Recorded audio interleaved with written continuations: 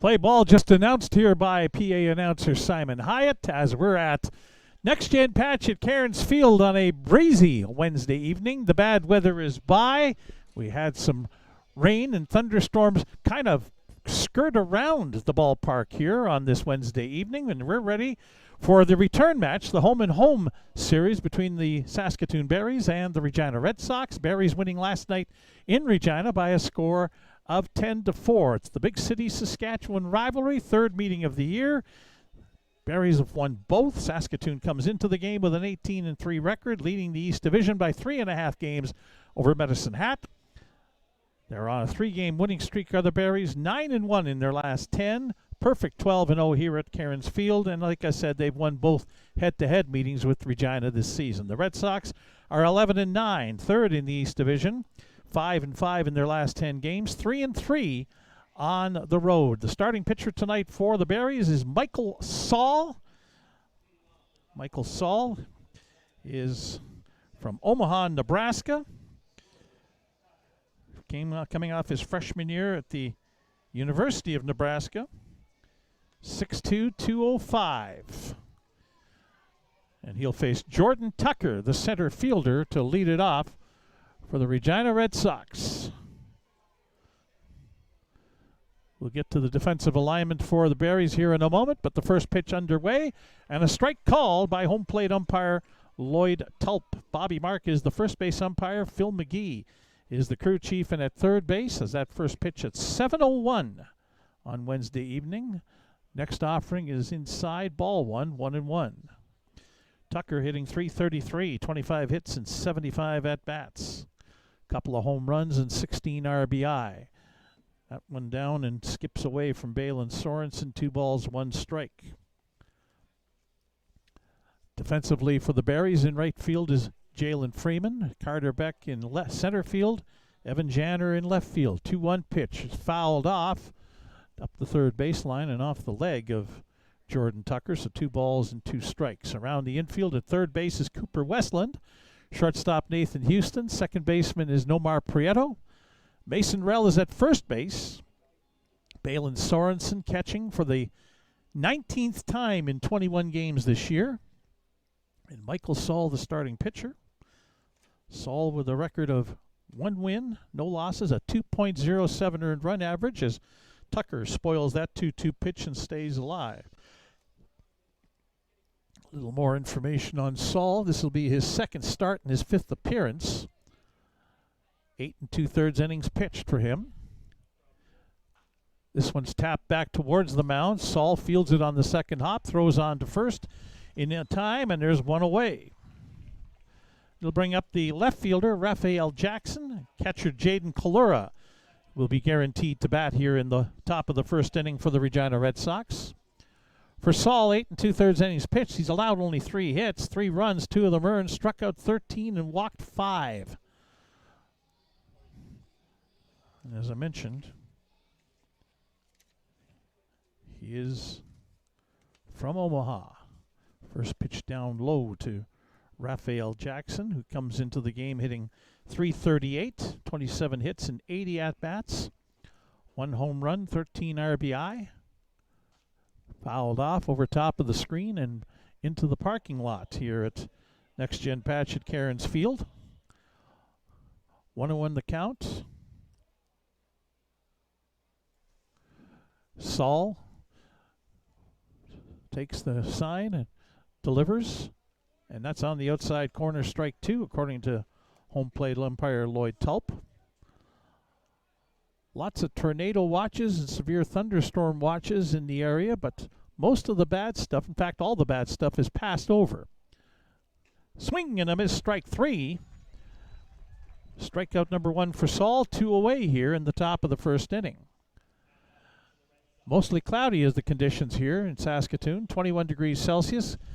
Bit of a gusty southeast wind, 42 kilometers an hour.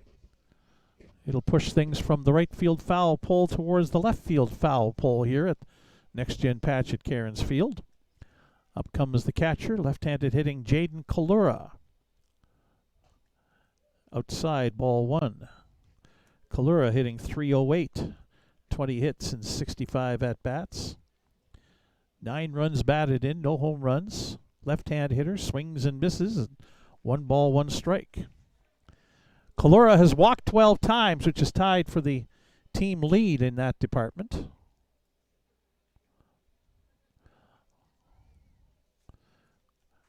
One pitch is fouled back onto the screen just above us. 1 ball, 2 strikes. Those 12 walks are tied with Jackson Syring, who's not in the Regina lineup and apparently suffering from injury. Fouled off down the first base line. Kalura stays alive. Nicely underway here at Next Gen Patch at Cairns Field. Excuse me. Trying to suppress a sneeze all of a sudden. Ball boy brings some youth baseballs out to home plate umpire Lloyd Telp. Here comes Saul's 1-2 pitch. Curve ball, and they're going to call, well, they're going to appeal first, but they're going to say yes, and strike 3. 2 strikeouts in the inning for Michael Saul. No runs, no hits, no Barry's errors, and nobody left for the Regina Red Sox in the top of the first inning. As after a half an inning, it's Regina nothing, and the Saskatoon Berries coming to bat as you're watching Berries baseball on FloCollege.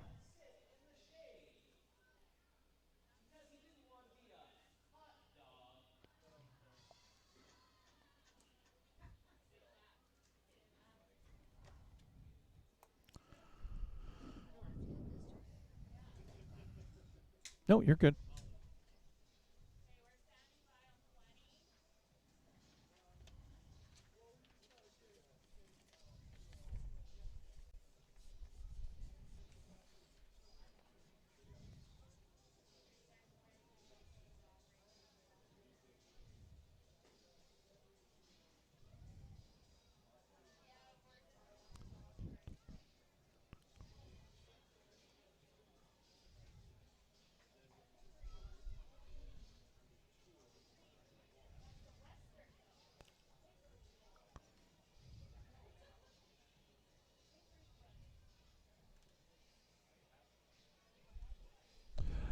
Bottom of the first inning upcoming here at Next Gen Patch at Cairns Field. The Saskatoon Berries will get their first look at left-handed starting pitcher for the Regina Red Sox, Chris Spry. 6'2", 210-pound left-hander out of Skiatook or Skiatook, Oklahoma. I'm not sure the pronunciation. Spry coming off his senior year at Rogers State. He's making just his 3rd appearance of the year and his 2nd start. No decisions, a 15.75 earned run average, 4 innings pitched only, 8 hits, 7 runs, all earned, 5 strikeouts, 4 walks for Chris Spry. His last action was 8 days ago in Moose Jaw, a 7-6 loss. His start, he went 3 2/3 innings and allowed 5 runs, all earned on 6 hits, struck out 5, walked 3.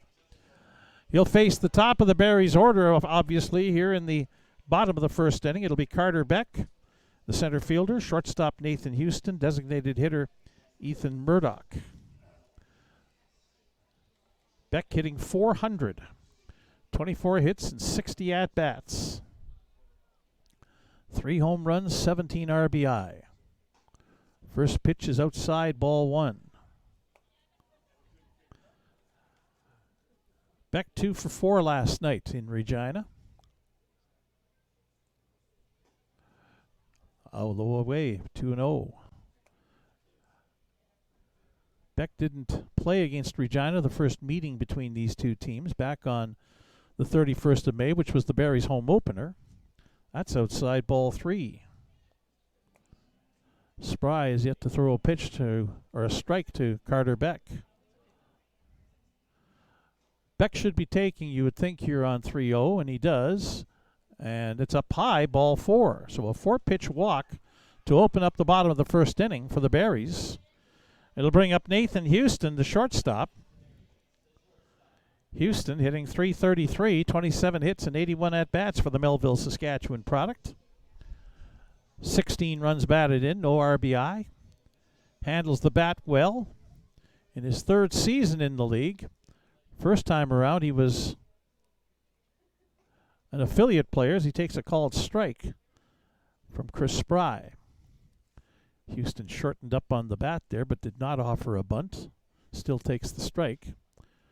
Beck off of first, got a lead, and he's going to draw a throw over from Spry. Gets back safely.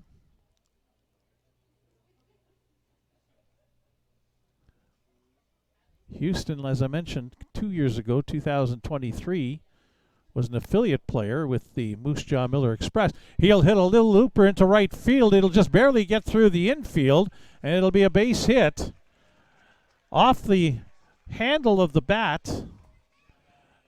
And Houston able to muscle it in between first and second and make it safely. So runners on first and second.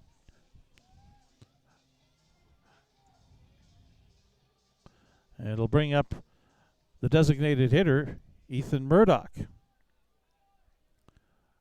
Murdoch hitting .329, 23 hits and 70 at-bats.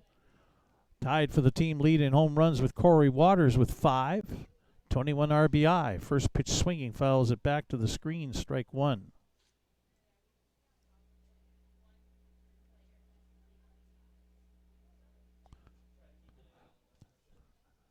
Spry looking in, checks the runners. Up and away, ball one, 1-1. Balin Sorensen, the catcher, on deck. Murdoch, it's not his first season in this league. He's from Swift Current. Played for the 57s back in 2023. Takes a pitch inside, 2-1. Back that year, he played in 42 games. Hit .333 with 4 home runs and 30 RBI. So he's already eclipsed the home run part as he takes another pitch down low and outside. Ball 3-1. Spry is one pitch away from loading up the bases here in the bottom of the first inning. 3-1 pitch to Murdoch. Actually hits him. And so the bases are loaded on the hit batsman. And so it'll bring up Balin Sorensen, the catcher. Sorensen on a bit of a tear recently on a 6-game hitting streak. 12 for 22. Hitting .545 in the last 6 games. It's bumped his average up to .319. 23 hits and 72 at-bats as catcher Jaden Kalura for the Regina Red Sox heads out to chat with starting pitcher Chris Spry. Around the outfield, Matt Melanson is in right field for Regina. Jordan Tucker is in center. Raphael Jackson in left. Justin Simard is the third baseman. Matthew Fox at shortstop. Second baseman is Sam Baker, and the first baseman is Jalen Seward. Jaden Kalura, the catcher, and here's Chris Spry with his first delivery to Balin Sorensen, down and in, ball one. And already we're seeing some activity down the left field line in the Regina bullpen. Rai Pathakos may not have a very, probably has a short leash. Now this one hit on the ground towards second. Fielded over to first for one, over to second for one, but the relay throw not in time. A fielder's choice. Beck comes in to score, and the Berries jump out in front by a score of 1-0. That wasn't an overly hard hit ball, fielded by Sam Baker. Threw it to Matthew Fox, the shortstop, for the out on Murdoch. But the relay throw to get Balin Sorensen didn't work. Houston advances to third, and now it's Mason Rell, who's playing first base tonight. He's played pretty much every game, either as a third baseman or a DH. A pitch high and away, ball one to him. Rell hitting .315 for the season, 17 hits and 54 at-bats. Has a home run and 12 RBI. Right-handed hitter. Sorensen takes off. Rell on the ground. This is knocked down at third base, and unable to pick it up and get a throw off is the third baseman, Justin Seward. That one was hit into the hole, and we're going to call that an error on the third baseman. Now Sorensen able to hustle over to third, and I think they're going to tell him time was called and you have to head back to second base. So Rell is on base. Sorensen told to go back to second. And Houston comes in to score to make it 2-0. So now up to bat is Evan Janner, the left fielder. Janner did not play last night in Regina on a 3-game hitting streak after a horrid start to his year. He is 0 for his first 20 with the Berries, coming in late. 5 for 9 in the last 3 games, so he's finding the hitting eye. Has a good one there. Takes that pitch outside, ball 1. 1 away, runners on first and second. 2 runs in for the Berries in the bottom of the first inning. Cooper Westland, the third baseman, is on deck for Saskatoon. Spry checks the runners. And a pitch outside, 2-0. A walk, a single, a hit batsman, a fielder's choice, and an error on the third baseman. The Berries have 2 runs in on 1 hit. 2-0 pitch to Janner. Curve outside, ball 3, 3-0.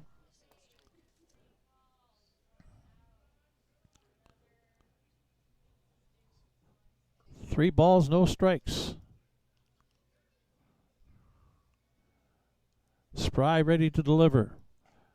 And that one is up and away, ball 4, and another 4-pitch walk.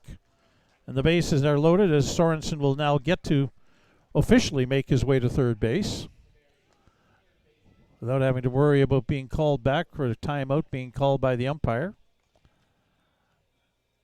It brings up the third baseman, Cooper Westland.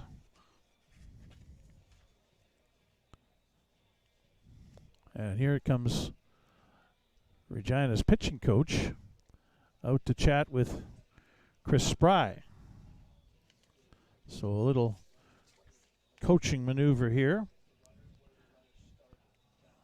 Stephen Butts is the pitching coach for Regina, and he's out there to chat with Chris Spry. Spry, meanwhile, down the left field line. I believe that is 37 that is warming up. And I believe that is correct. It's Nicholas Yard who is warming up.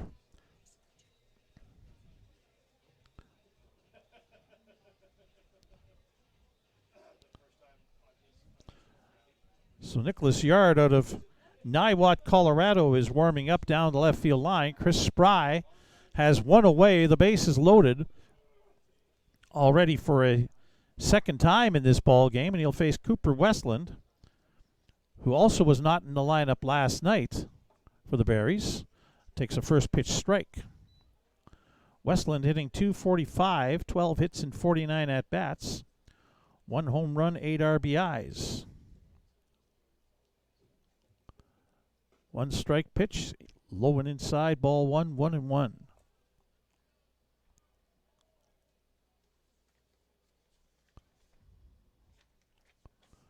Spry ready to deliver again to the product of Lincoln, Nebraska. Inside, 2-1. Lloyd Tulp is squeezing that strike zone for the home plate umpire. You almost have to have that ball completely over a corner of the plate.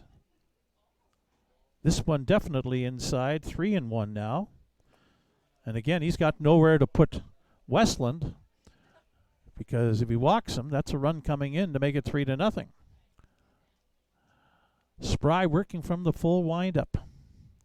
3-1 pitch is looped towards right field. Second baseman over will make the catch, and everybody scrambles back to their bases. Westland pops out to second. Catch made by the second baseman, Sam Baker, and it'll bring up Jamal Freeman, left-handed hitting right fielder, the number 8 hitter in the Berries lineup. Freeman from Houston, 24-year-old.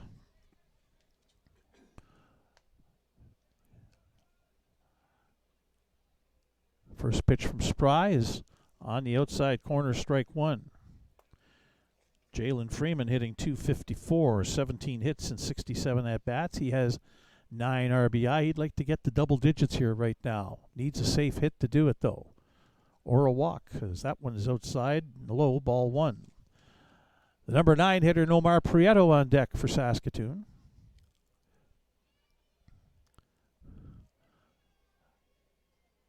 Spry ready to deliver out of the full windup. Strike. The throw down to third base. Sorensen, a third of the way down the baseline and trying to catch him off guard, but he gets back safely. 1 ball, 2 strikes on Freeman.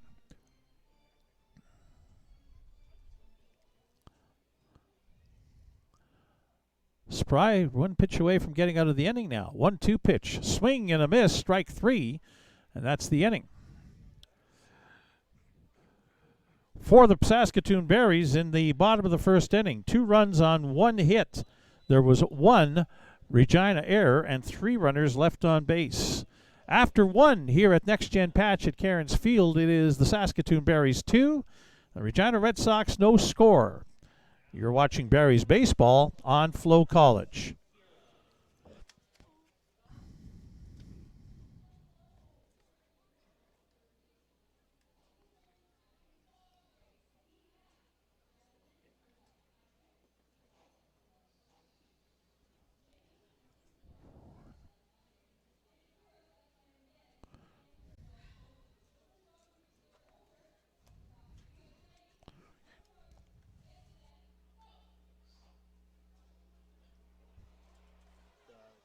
Second walk wasn't a hit batter, it was a straight up walk. This one or that one? That one? Okay. Oh, okay. I thought it hit him. Yeah, I thought it did too. Oh, okay. Good. Thank you.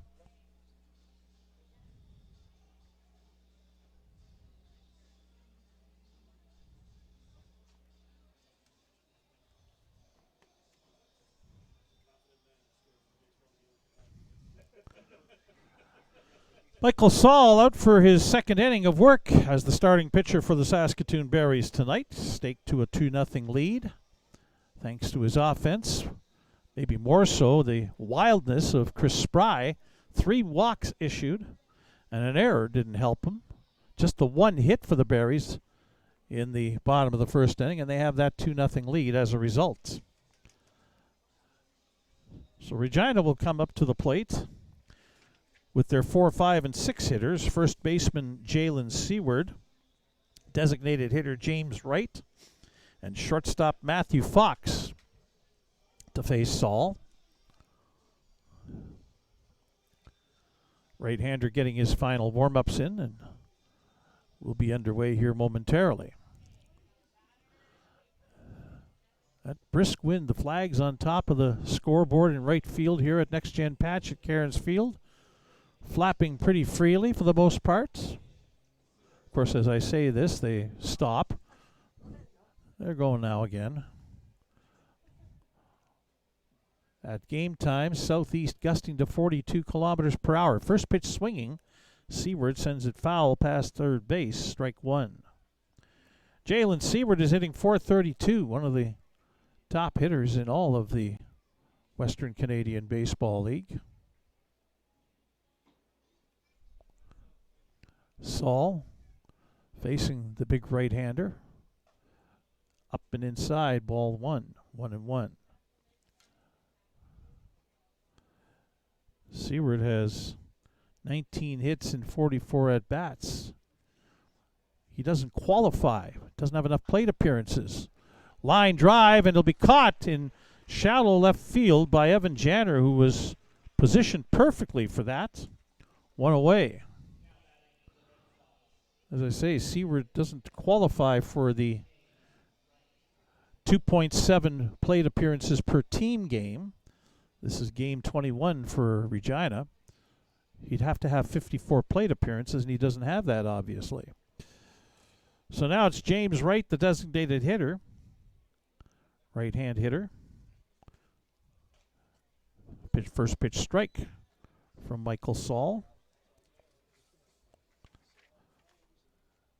Right from Colorado Springs, Colorado. Played this past college season at Northern Colorado. All the way back up high, ball one. 1-1 the count. Right hitting .300. 15 hits and 50 at-bats. Has 8 RBIs, no home runs. Breaking pitch down low, 2-1.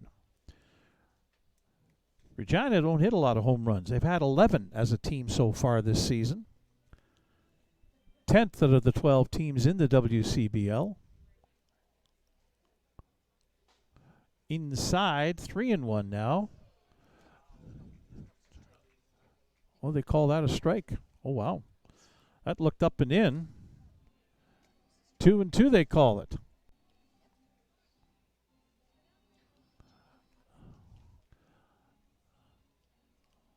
See, there's the problem with when you assume. You know what they say. 2-2 pitch. This one a little looper. That'll find grass in center field. And there's the first hit of the game for the Regina Red Sox as James Wright is on base. Bring up the shortstop, Matthew Fox. Fox hitting .265 on the year, 18 hits and 68 at-bats. He has a home run and 8 RBIs. Fox leads the team in a dubious stat. He has struck out 22 times this year from Huntington Beach, California. Saul's first pitch is inside, ball one. Fox coming off his freshman year at Golden West Community College. Saul's 1-0 pitch. Hit in the air to left field. Going back, Evan Janner. He'll make the catch. A few steps short of the warning track, and back to first base goes James Wright. It'll bring up the third baseman, Justin Simard. Simard hitting .281, 18 hits and 64 at-bats. Has a triple, one of just 2 triples hit by Regina hitters so far this year. The other one belonging to the catcher, Jaden Kalura. Saul's pitch in there for a strike. Sorensen throws down to first. Wright able to get back to the bag easily as the throw was off the bag to Mason Rell, the first baseman. Simard hitting .281 as mentioned, has 6 runs batted in. Right-handed hitter. And there's strike 2. Simard from Ladera Ranch, California, coming off his junior year at the University of Missouri at St. Louis.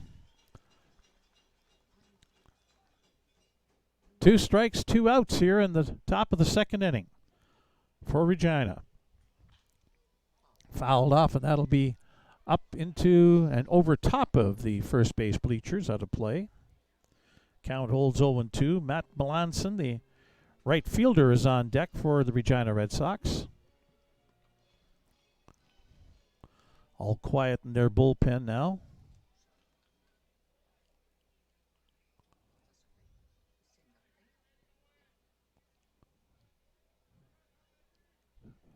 Saul ready to deliver now. 2-strike pitch, up high, ball one.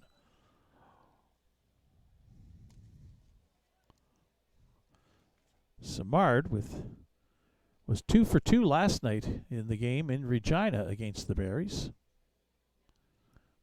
Has played in both games against Saskatoon this season, 3 for 6. And he's got another hit. Lines one into center field. Beckover will field it and get the ball back into the infield. Wright holds at second. But first and second with 2 away for Regina here in the top of the second inning, as it'll bring up Matt Melanson, the right fielder, who's only in his 3rd game this season tonight. Melanson, 2 for 8, which is easy math for me even, 250. Saul checking the runner at second. This one off the fists towards second. fielded by Prieto on the first. That's the end of the inning. For Regina in the top of the second inning, they had no runs on 2 hits. No Barry's errors. They left 2 runners on base. After an inning and a half, it's Saskatoon 2, Regina no score as you're watching Barry's baseball on FloCollege.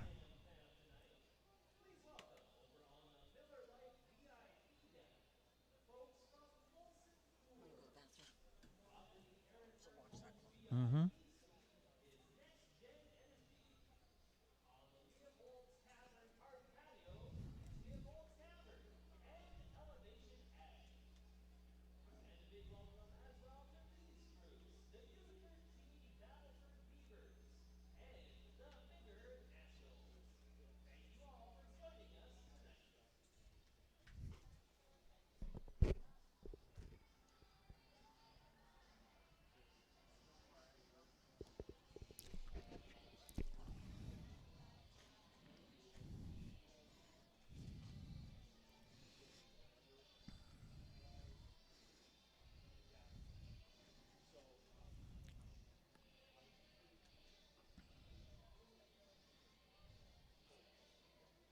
Chris Spry back out on the mound for the Regina Red Sox after a rough bottom of the first inning facing the Saskatoon Berries. People stretching around down the left field line in the Regina bullpen. That's the guy who was up in the bottom of the first inning, Nicholas Yard, getting ready in case he's required.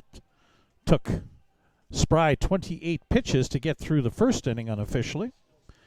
He'll face Nomar Prieto, the second baseman, getting his first look at him.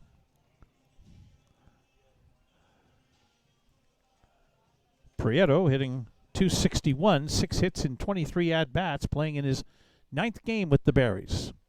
First pitch in for a strike. Top of the order after Prieto, Carter Beck and Nathan Houston. Swing and a miss, strike 2. Both Beck and Houston scored the runs in the bottom of the first inning, and they're back up here in the bottom of the second for certain. Prieto down 0-2 in the count. Spry's pitched, called strike 3.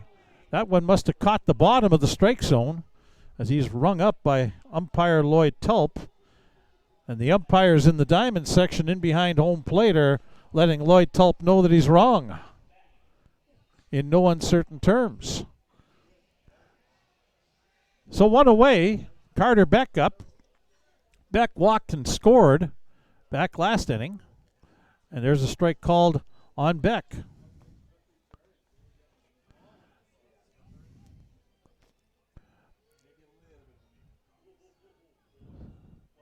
Spry ready to go again to Beck. Hit in the air, shallow center field. Coming on almost to the infield to make the catch is Jordan Tucker, and there's 2 away. It'll bring up Nathan Houston, who singled and scored in the first inning, extending his hitting streak to 6 games. He's 10 for 20 in that time now. .500, which is up that batting average above .333. 28 for 82. First pitch down and in, ball 1.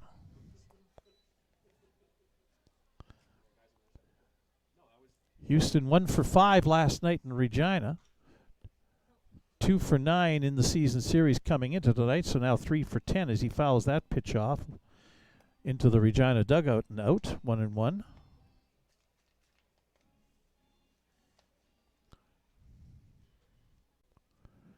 Houston waiting on the 1-1. Again fouls it off down the third base side. 1 ball and 2 strikes. Houston last year in Moose Jaw hit .385. 4 home runs and 43 RBI. He fouls off another pitch, so he's spoiling some pitches now from Chris Spry. Stays at 1 ball and 2 strikes. Played 52 games last year for the Moose Jaw Miller Express. Has more stolen bases already than he had last year. Only 5 with Moose Jaw, and now Spry. Time called as he had to stop his windup. He was ready to go, getting into a rhythm. 1-2. Swing and a miss, strike three, and that's 2 strikeouts in the inning for Spry, and a 1-2-3, bottom of the second for the left-hander. No runs, no hits, no Regina errors, nobody left on base. After 2, it's Saskatoon 2, and Regina no score as you're watching Barrie's baseball on FloCollege.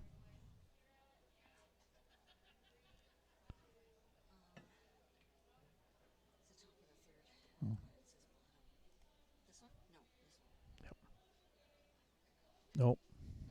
Add one. There you go.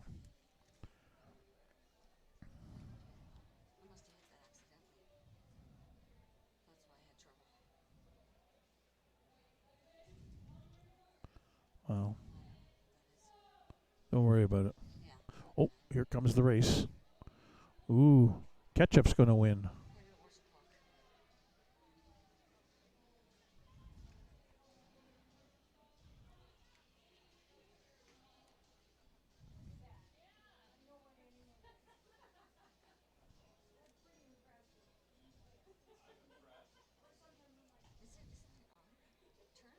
No, it's Regina.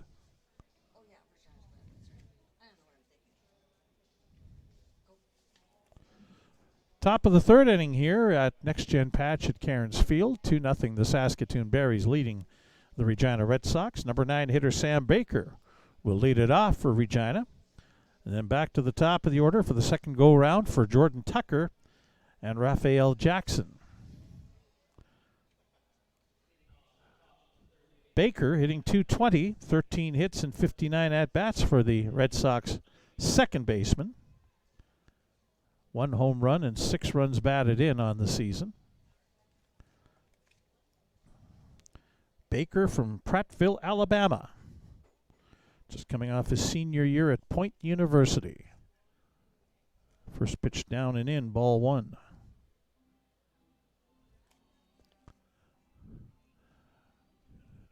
Throw that ball out of play and get a different one to Michael Saul.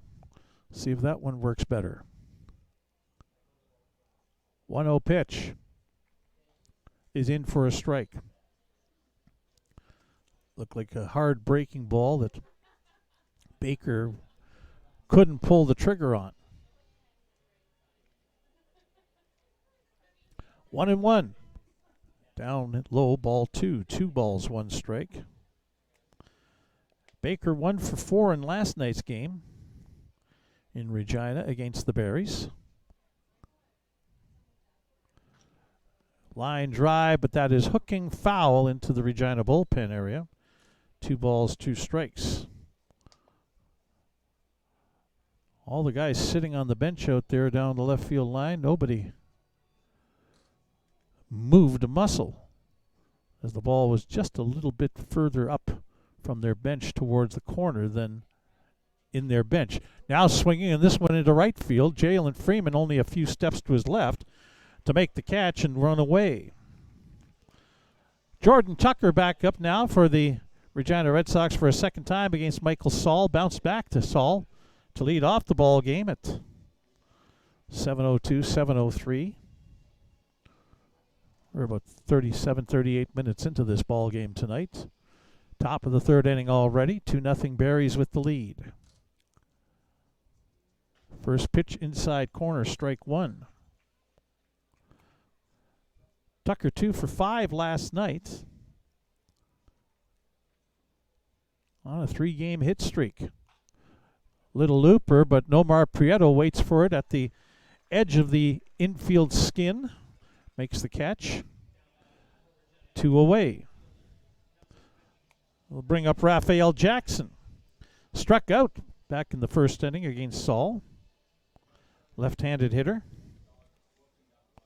is Raphael Jackson from the Virgin Islands, coming off his senior year at Point University. Takes a strike.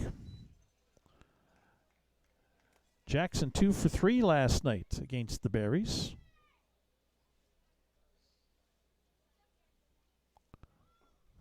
Down low, 1-1, the breaking ball.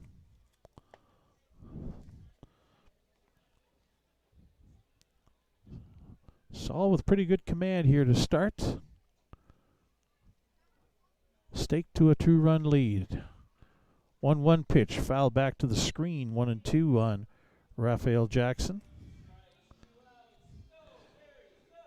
Jackson, like Tucker and like the next hitter coming up, Jaden Kalora, all three of the top 3 hitters in the lineup for Regina come into the game on 3-game hitting streaks. 1-2 pitch, fouled off, up and out of play, and that's into the parking lot. And everybody at the top row of the third base bleachers turns around to see out into the parking lot to see if any vehicles get hit.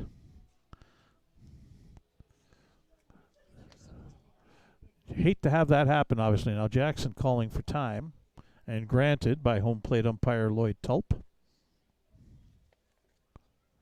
Now the 1-2 pitch. Swing and a miss, strike 3. Saul's third strikeout of the evening.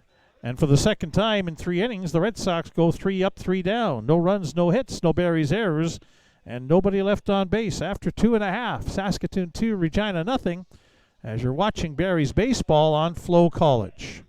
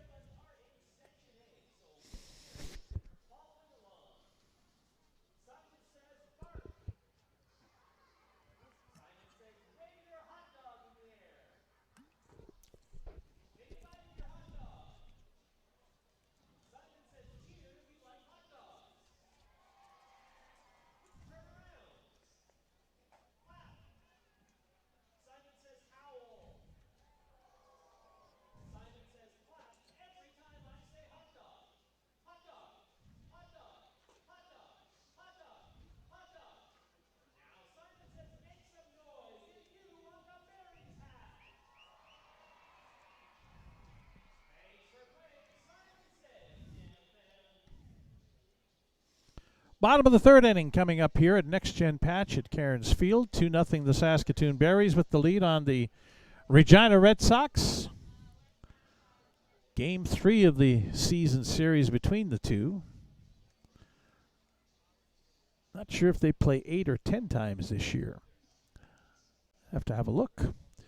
They will play again back here on Monday, June 30th. That's not Canada Day, but it is the Canada Day promotion here at Next Gen Patch at Cairns Field. And then on Canada Day, they're in Regina. Then another home and home on July 5th and 6th. So let me figure that out now. That's 4, 5, that's 7 meetings.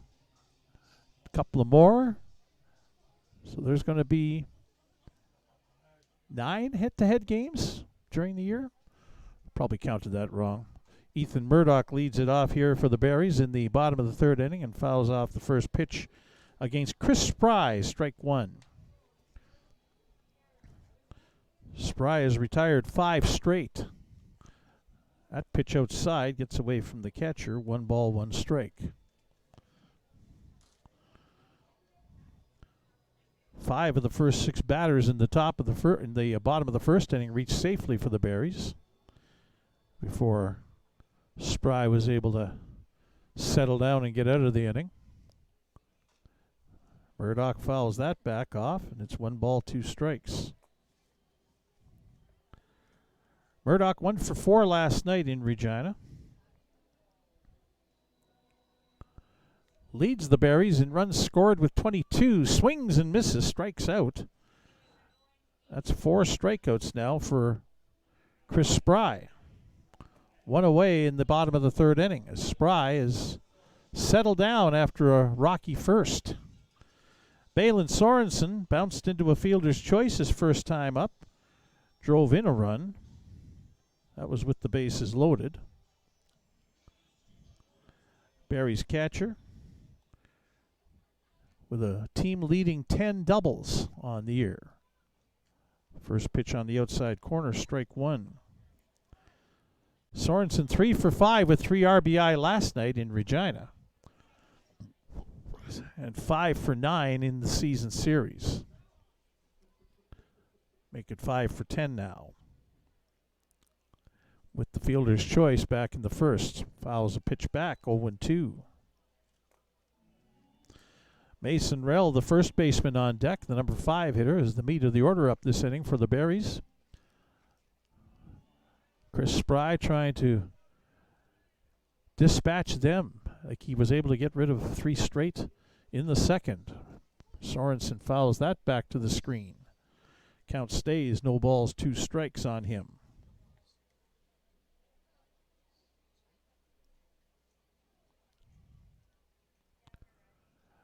Spry ready to deliver again. 2-strike pitch, up and away, ball 1.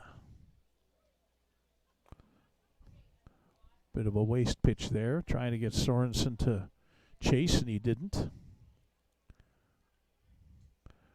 Here's the 1-2 delivery. Inside, Sorensen jumps back out of the way. 2 balls and 2 strikes.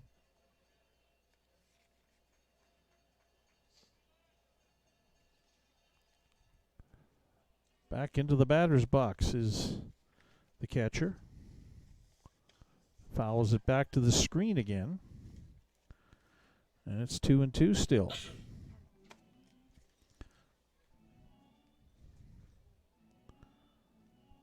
Sorensen went to Northwestern State University of Louisiana in Natchitoches, Louisiana, this past winter.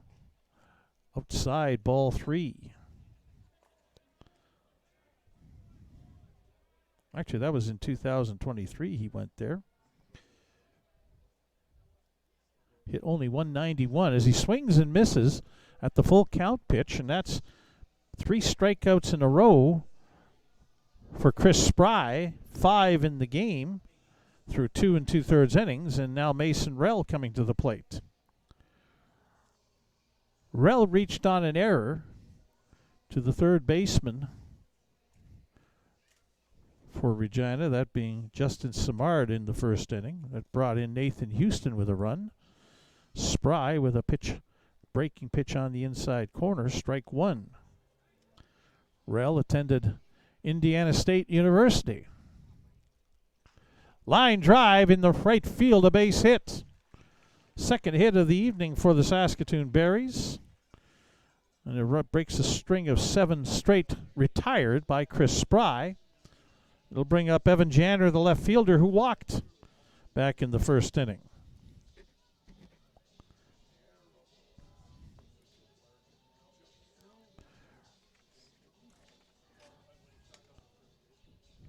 Janner coming to the plate. Went to the University of Texas, Rio Grande Valley in Brownsville. Pitch down low, ball 1, 1-0. He hit .271 there with 3 home runs and 8 RBIs this past winter season. Now this one into the dirt and jumps all the way high onto the backstop. Coming hard around second base and stopping is Mason Rell on the wild pitch. 2-0 the count on Evan Janner, so runner in scoring position for the Berries. Janner with a base hit into the outfield could bring him home.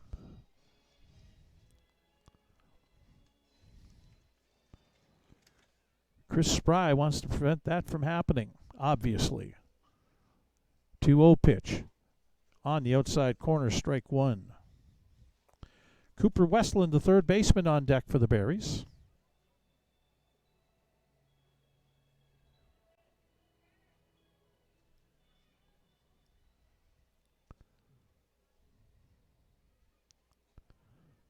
Two-one pitch. And they'll throw down to second base, but Rell will get back ahead of Matthew Fox getting a tag down. Pitch down low, 3-1 the count on Evan Janner.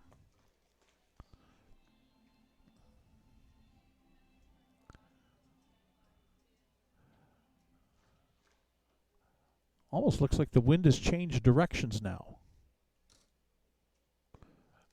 Down and outside, ball 4. So first and second with 2 away, and now Cooper Westland, who popped out to the second baseman Sam Baker back in the first inning.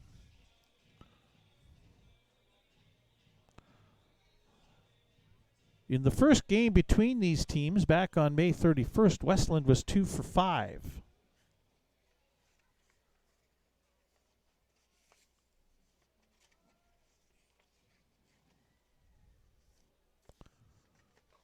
First pitch up high, ball 1. Spry starting to lose track of the strike zone. Westland only played 7 games this past winter season at the University of Nebraska at Omaha. 2 for 15 there. Fouls that pitch back to the screen. It's 1-1. 5'9", 170 pounds. Also went to Hutchinson Community College before Nebraska Omaha, and attended North Star High School in Lincoln.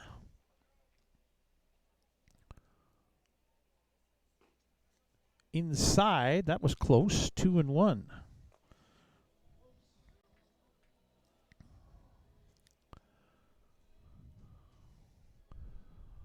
Chris Spry trying to get out of the inning. He's got 2 men on to face. Cooper Westland at the plate with a 2-1 count. Fox flashes to the bag at second, but no pickoff. And now Westland gets hit with the inside pitch, and the bases are loaded. Well, back in the first inning, I thought I mentioned that Ethan Murdoch was hit by a pitch. He was not. A pitch was inside and actually in behind him, so it ended up being a walk, not a hit batsman. So that's the first hit batsman by Spry, but it loads the bases up for Jalen Freeman, who struck out against Spry to finish off the bottom of the first inning. So a little chance for redemption here for Freeman.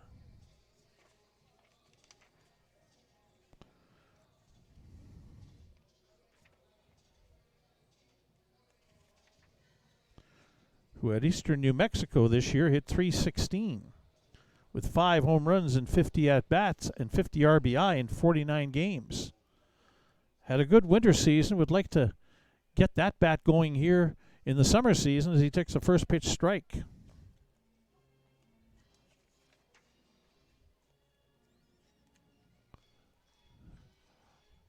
Spry out of the full windup. Third time he's got bases loaded in the game. Outside, 1-1.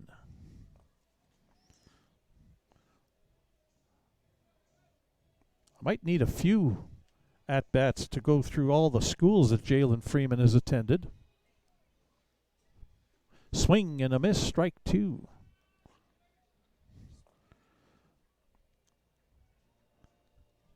Five different ones, according to the Baseball Reference website that I've employed to get some extra information on these guys. Now Freeman calls time. Yes, we did a little research, some deep dives, as it were. I'm telling you. Outside, 2-2. Like, where's some of these colleges at? Angelina College in Lufkin, Texas. Eastern New Mexico University in Portales, New Mexico. Swing and a miss, strike 3. Second time in the ball game that Freeman strikes out with the bases loaded. Striking out the side, Chris Spry. He also left 3 runners on base. For the Berries, 1 hit. No errors for Regina. And after 3 complete, it's still Saskatoon 2 and Regina no score. As you're watching Berries baseball on FloCollege.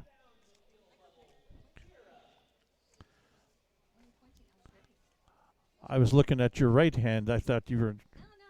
Okay. Yeah. Okay.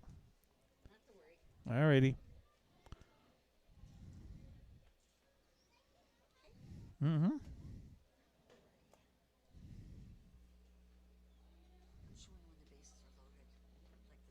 Mm-hmm. Yeah, sure. Mm-hmm. Don't just leave it be. I got to go through the totals.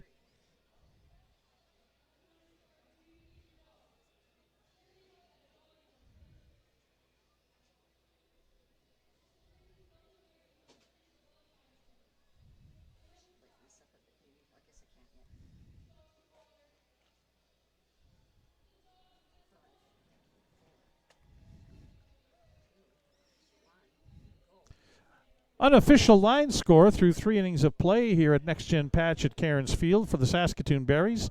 2 runs on 2 hits. They haven't committed an error. They've left 6 runners on base. For the Red Sox, no runs on 2 hits. They've committed 1 error, and they've left 2 runners on base, as it's the meat of the order for the Red Sox here in the top of the 4th inning against starting Saskatoon pitcher Michael Saul. Catcher Jaden Kalura, first baseman Jalen Seward, and DH James Wright. Kalura struck out to finish off the top of the 1st inning. Saul's first pitch is in for a strike. Right across the belt on Kalura. From Hammond, Louisiana. Inside, ball 1. 1 ball, 1 strike. Kalura coming off his senior year at Nicholls State. Swings and misses. 1 ball, 2 strikes.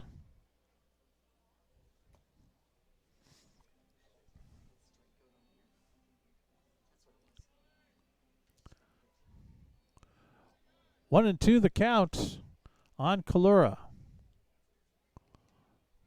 Swing and a miss, strike 3. Well, they're going to say foul tip, hit the ground. So he's still alive.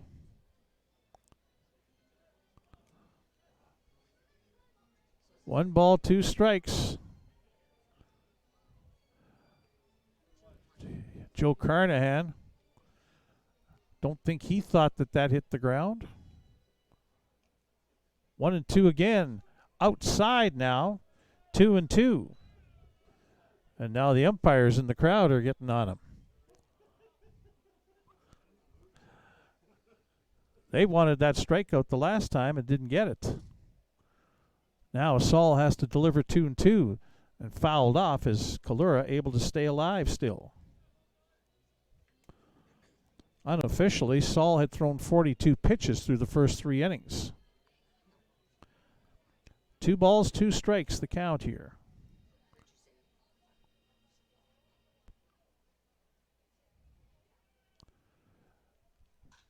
Lined into left field.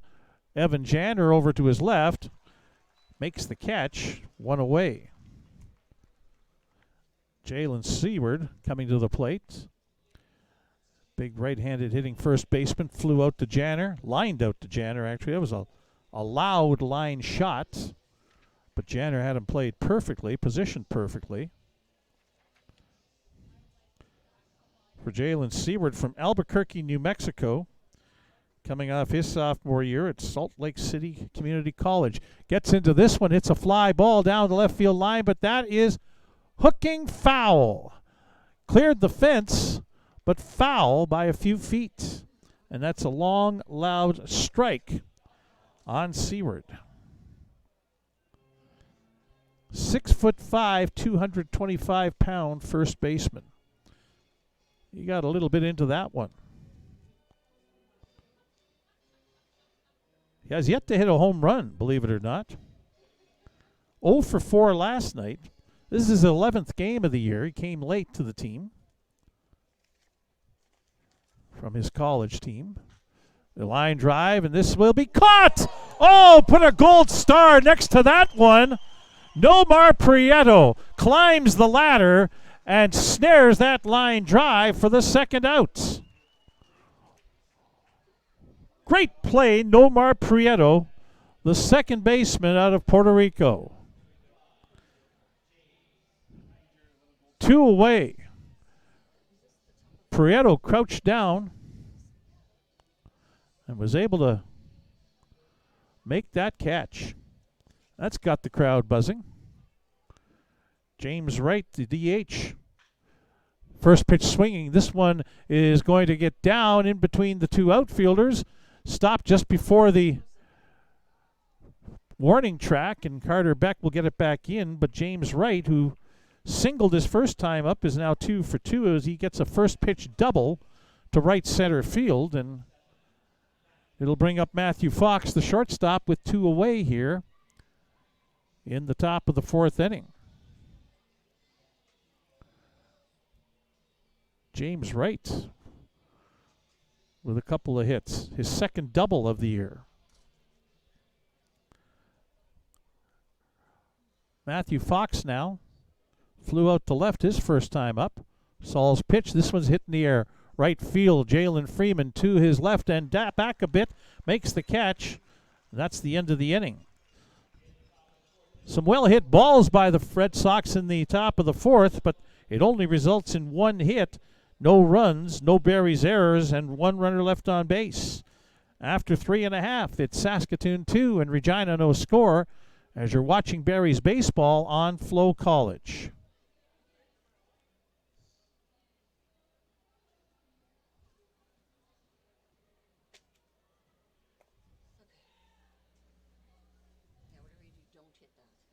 Mm-hmm.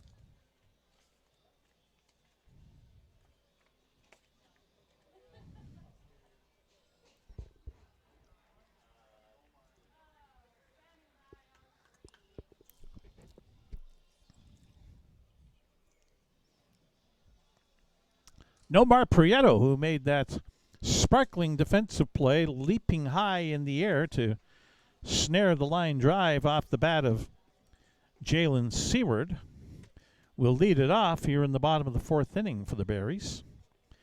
Then back to the top of the order for Carter Beck and Nathan Houston. Prieto struck out his first time up in the second inning against Chris Spry, who just bounced a pitch warming up onto the backstop. That was his last pitch of the warm-up, so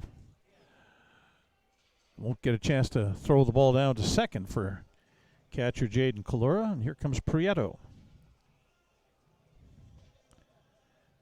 Came into the game with hits in 3 of his last 4 games, 6 for 16, now 6 for 17, hitting .250 on the year. First pitch swinging, pops it up. Foul territory, but that will get over top of the screen in behind home plate and on top of the building, which houses the diamond seats behind home plate, and down each line here to just past the plate area. In there for strike 2, umpire Lloyd Tulp with a slow call on that. 2 strikes, nobody out here in the bottom of the fourth inning. Down and in, ball 1, 1-2.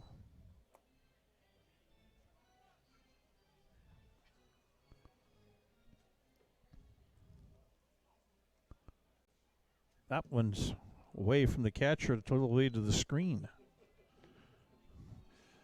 Prieto played his college ball this past winter at Texas A&M International, located in Laredo, Texas. He had .294 there with a home run and 26 RBI. This one's back up the middle, but not overly hard hit. Sam Baker at second behind the bag, throws on to first, and there's one away.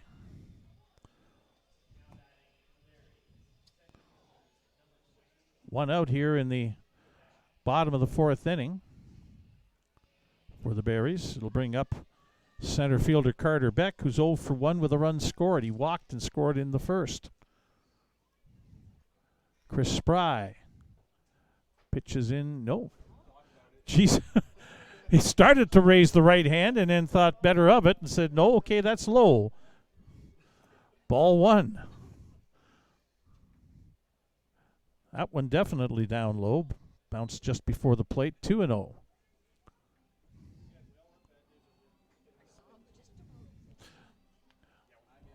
Lloyd Tulp making us guess a little bit what some of the calls are going to be. 2-0 pitch to Beck. Outside, 3-0. Nathan Houston is on deck.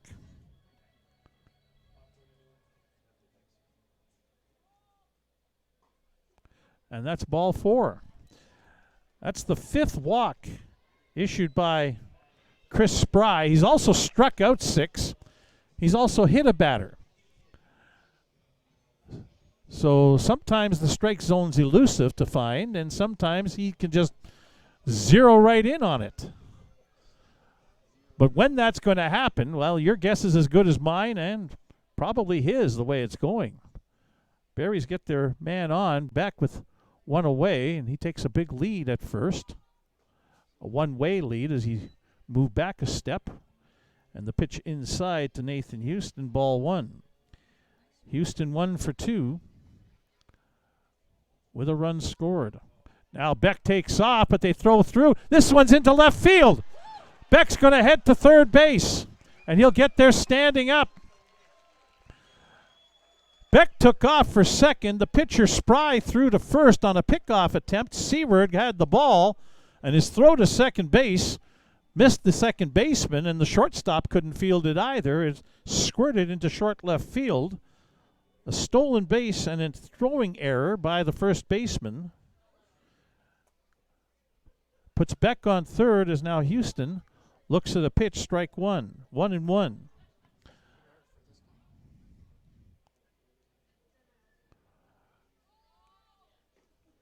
Infield in. There's another strike thrown by Chris Spry. 1-2 on Nathan Houston. Infielders aren't on the edge of the infield grass. They're like even with the bases. 1-2 the count on Nathan Houston. And he just got a piece of that to foul it back to the screens. Count stays 1 ball, 2 strikes. Bottom of the 4th inning, 2-0 Berries with the lead. But they have a run 90 feet away from scoring again in Carter Beck. Spry shakes off a sign. Now seems happy. Nodding a whole bunch. Now here's a 1-2 offering. Swung on and missed, strike 3.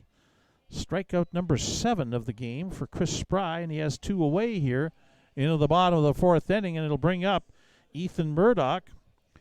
Walked in the first, struck out in the 3rd.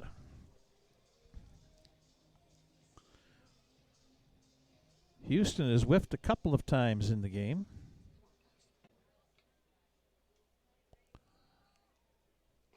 First pitch is down low and in, ball 1.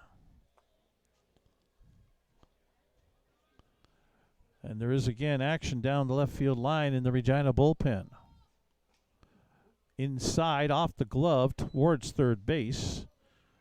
Jaden Kalura, the catcher, watches and makes sure Carter Beck doesn't think about coming home on a ball that got away not that terribly far. 2-0 the count on Ethan Murdoch. On the outside corner with a breaking pitch, 2-1. It's the 3rd time up for Nicholas Yard, warming up down the left field line. Spry keeps managing to get out of trouble. 2-1 pitch in for strike 2, 2-2.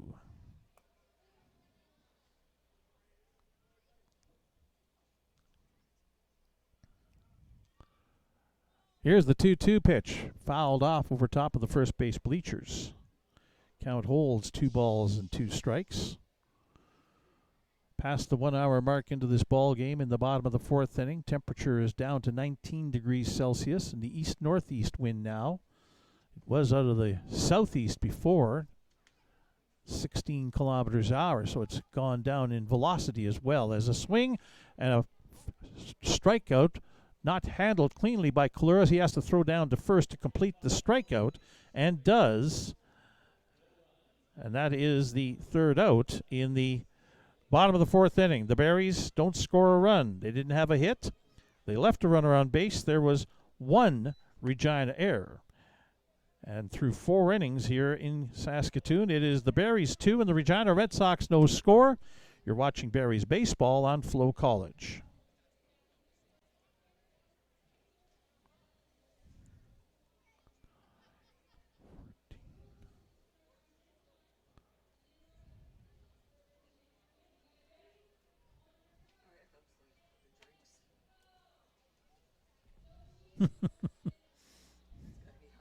Oh, yeah.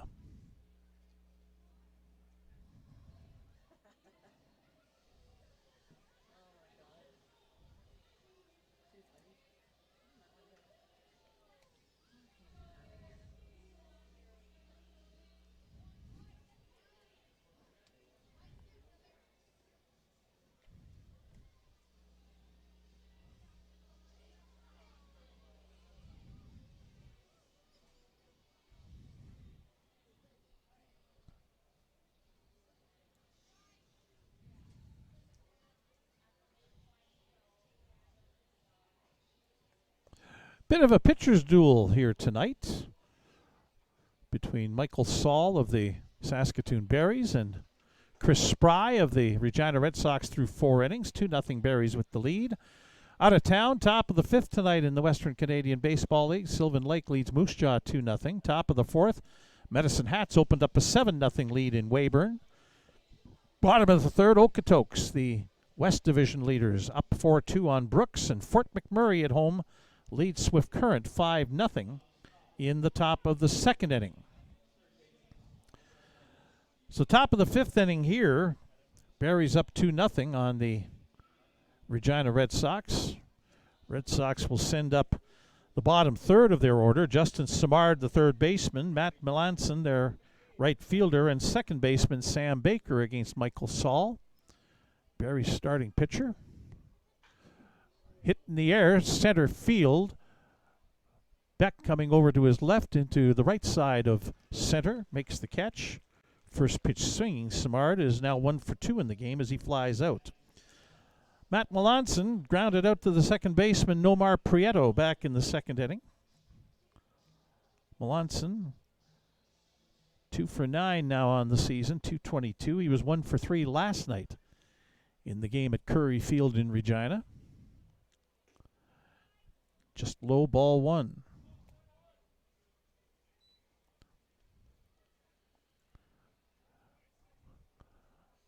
Right-handed pitching Michael Saul. That one in for a strike on the inside corner, 1-1. Saul came into this inning unofficially having thrown 53 pitches through 4 innings. Breaking pitch on the corner, 1-2.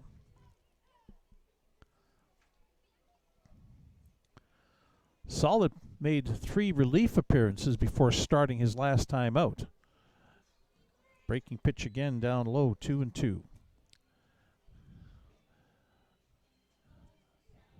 So you wonder about what kind of pitch count he may be on as Melanson fouls that one past the Regina 3rd base dugout. Count holds at 2 balls and 2 strikes here in the top of the 5th inning with 1 away.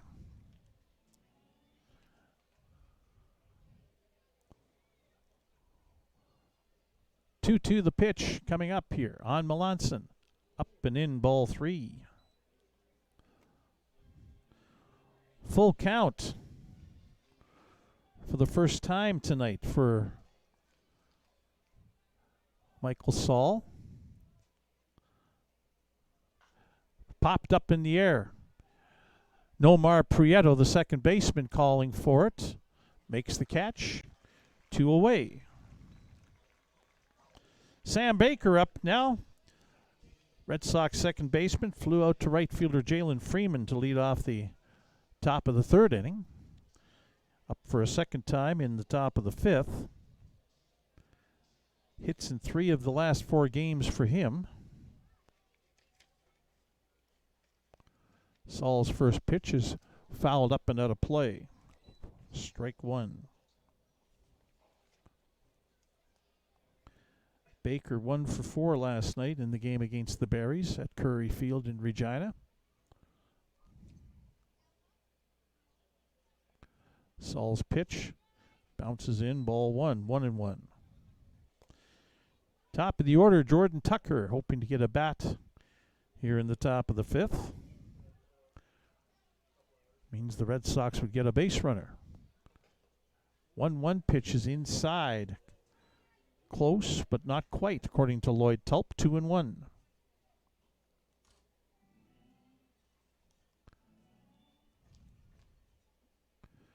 Here's Saul's 2-1 delivery. Hit on the ground, fielded by Cooper Westland off a second bounce at third. The throw to first, and unable to be grabbed by Mason Rell. So Baker makes it on base, thanks to a throwing error by Cooper Westland, as an in-between hop on the throw that could not be handled by Mason Rell at first base. So it'll bring Jordan Tucker to the plate. Leadoff hitter has bounced back to the pitcher and hit a humpback liner off the handle of his bat to second baseman Prieto.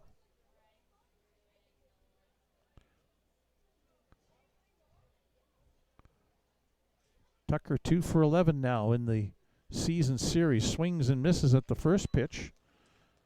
Breaking ball, strike one.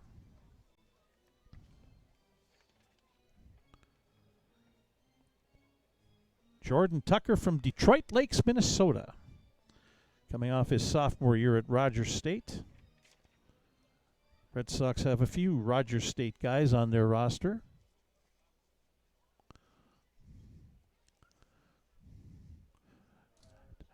Baker goes, pitch inside, no throw. 1-1 the count, stolen base for Sam Baker to get into scoring position here with 2 out in the top of the 5th inning, and his team, the Regina Red Sox, trailing the Saskatoon Berries 2-0. Now Prieto will keep Baker close, fouled off at the plate by Tucker. 1 ball, 2 strikes. And a Let's Go Berries chant starts from the PA announcer here at Next Gen Patch at Cairns Field, trying to get the fans involved, trying to get the Berries off the defense on Diamond and to the bats. 1-2, breaking pitch low and away. They appealed at first. Check swing is not called strike. It's 2-2. 2 balls, 2 strikes, 2 outs. Top of the 5th. 2-0 Berries. Saul ready to deliver. Down and away again. Full count for a second time this inning. Raphael Jackson, the left fielder, on deck.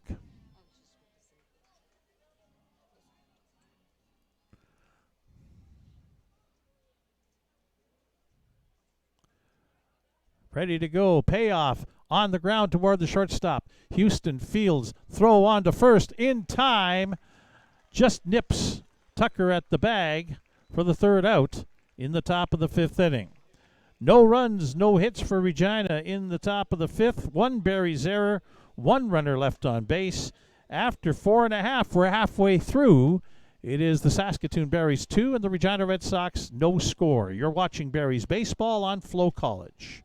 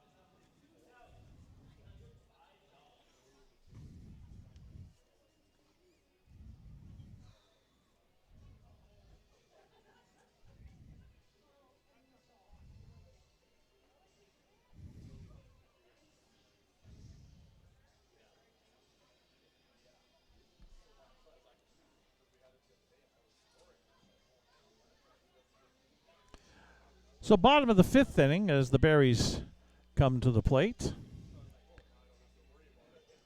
They'll have up the middle 3rd of their order.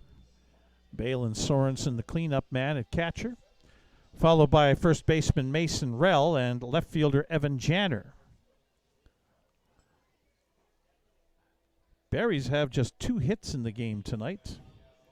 Singles by Nathan Houston in the 1st inning and Mason Rell in the 3rd off of Chris Spry who's hit a batter, has struck out 7. He's also walked 5. Sorensen bounced into a fielder's choice, drove in a run in the first inning. Takes a first pitch strike there from Chris Spry. Struck out in the third. Spry ready to go again. Swing and a miss by Sorensen. 2 strikes. Spry about to deliver unofficially his 88th pitch of this appearance here in the bottom of the 5th inning. Upstairs slightly. 1 ball, 2 strikes. That was close. Good eye by Balin Sorensen.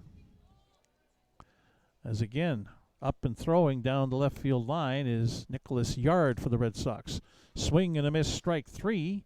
That's strikeout number 9 of the night for Chris Spry. He's back to a 3 strikeouts in a row situation. Second time tonight he's had this. And Mason Rell up. Reached on an error that brought in the Barry's second run back in the first inning. Singleton was left on third in the third inning.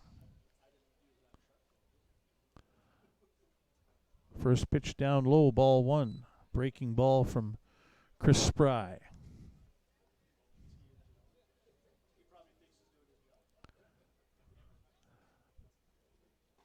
Outside, ball 2.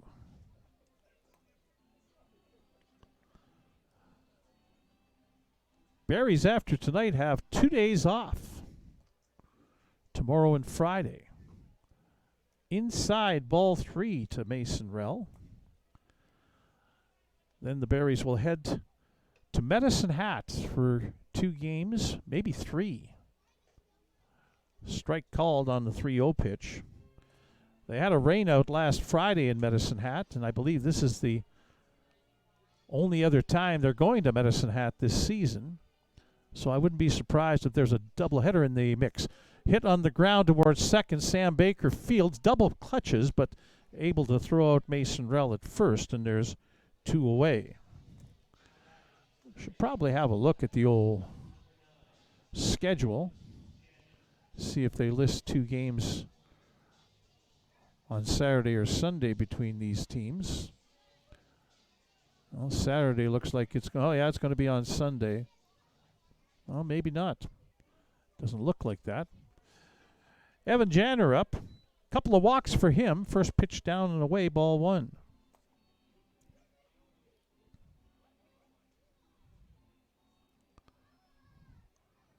Spry's delivery up and in, ball 2. 2-0 to Evan Janner.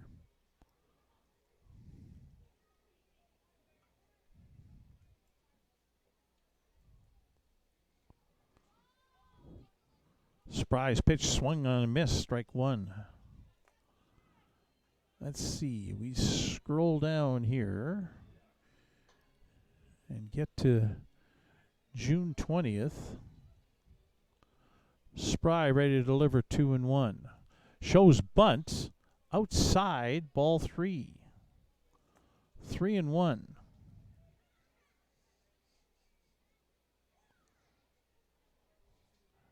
Well, no indication as to when. As on the ground towards second, and through the legs, through the wickets of Sam Baker into right field. Janner's on an error, the third of the game by the Regina Red Sox. Only one of them has really hurt, though.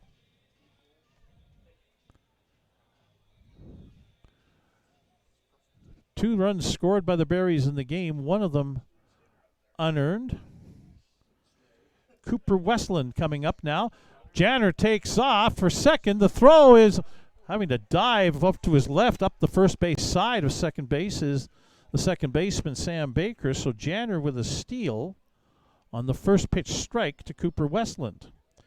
Westland 0 for 1, popped out in the first inning, hit by a pitch in the third. Well, that Saskatoon Medicine Hat game that was rained out on the 20th of June is postponed until July 14th. Fouled off, back to the screen by Westland. He's down 0-2 in the count. That's an off day for the Berries on the 14th of July. After playing 2 home games in Swift Current, that's when they're on their way out west. So they'll make a stop in Medicine Hat and play 9 innings rather than a doubleheader in Medicine Hat. Here goes Janner again. Throw over to third base, and Janner is underneath the tag. Pitch up high to Westland. 1 ball, 2 strikes. Back-to-back stolen bases for Evan Janner, trying to will the Berries into a run-scoring situation.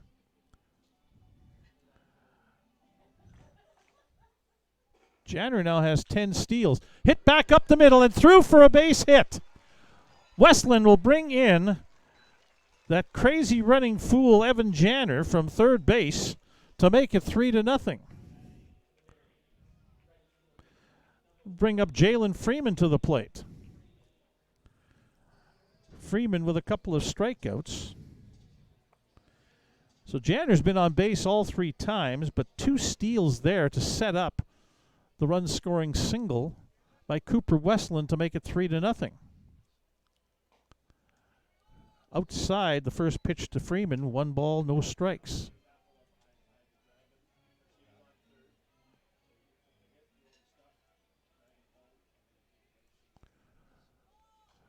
Fouled back into the screen by Jalen Freeman, 1 ball, 1 strike. Cooper Westland on first. He could steal a base. He's done it 3 times this year. 1-1 pitch in there for a strike, 1-2 on Freeman.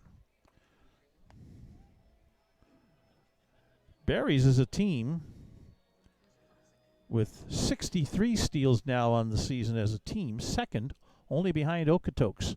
Westland taking off, pitch inside to Freeman, 2-2, and there's no throw. So 3 steals this inning for the Berries.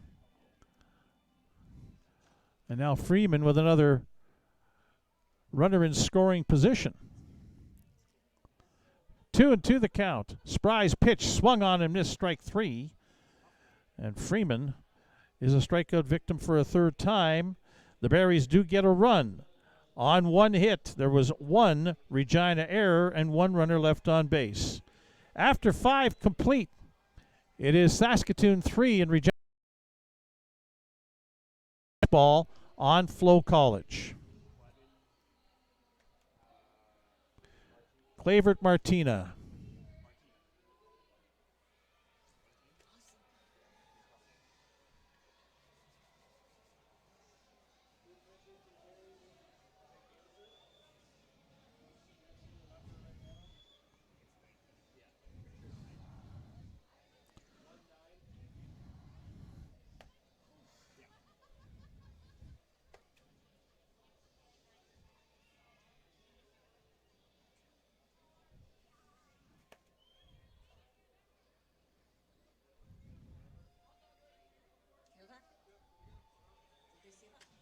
Mm-hmm. Yeah, but it's for the pitching change that we already know.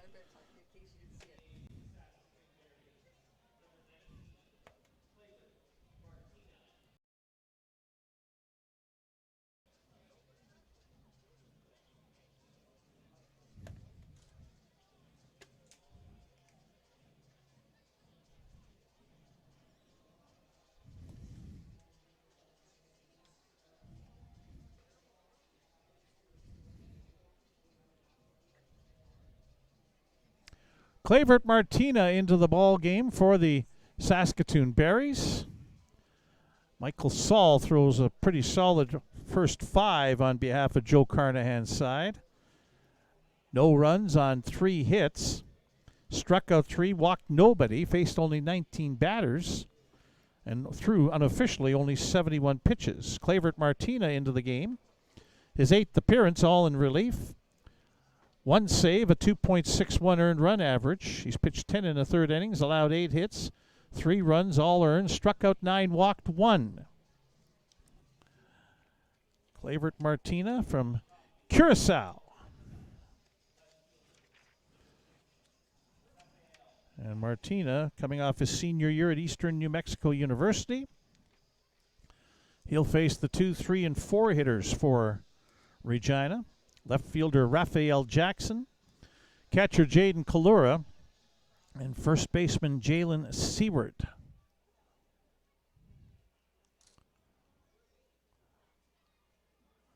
Martina's first pitch is lined into center field, a base hit. Couple of strikeouts for Jackson against Saul, and he gets off the schneid in this game with a solid rip up the middle. It'll bring up Jaden Kalura, who's 0 for 2. Struck out in the first, flew out to left in the 4th inning. Martina throws strikes, throws a good fastball, but since he's always around the plate, guys at bat know that there's a good chance that they can catch up with it if they time it up properly. Up and outside, ball 1 to Kalura. Martina has to pick spots. Just can't overpower guys all the time.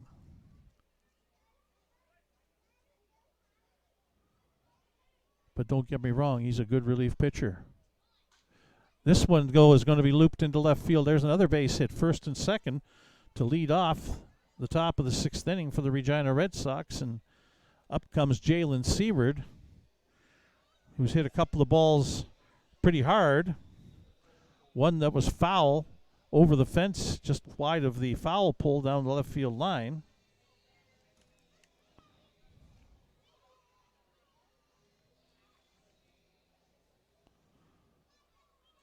And Seward up to the plate, 0 for 2. Flew out to left, lined out to second. A great defensive play by Nomar Prieto back in the 4th inning.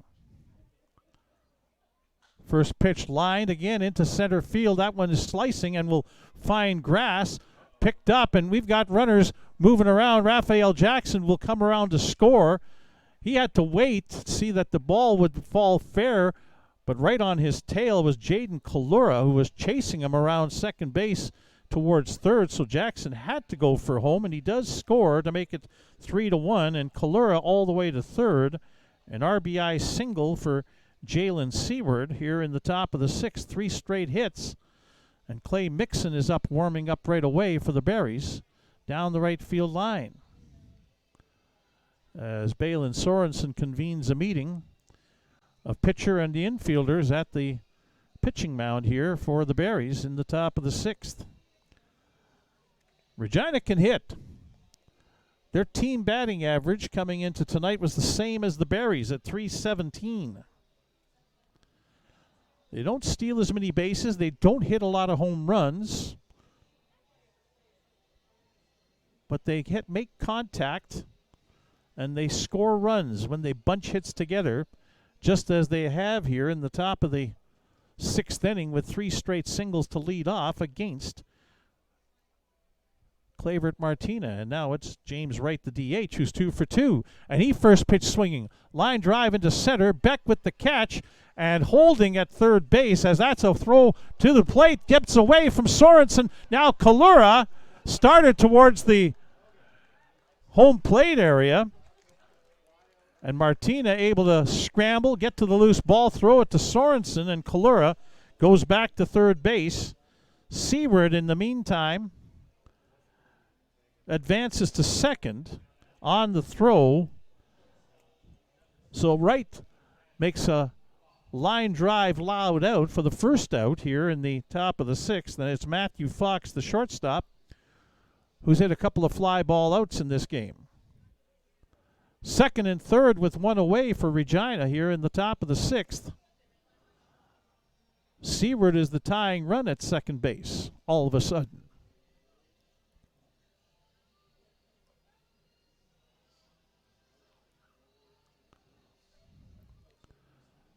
Let's see what Martina is able to do against Matthew Fox, lanky shortstop.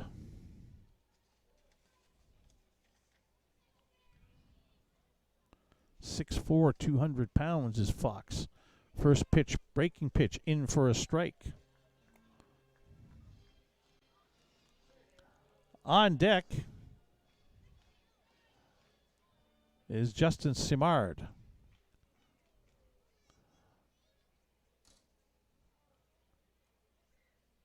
Seward went to second base because of an error.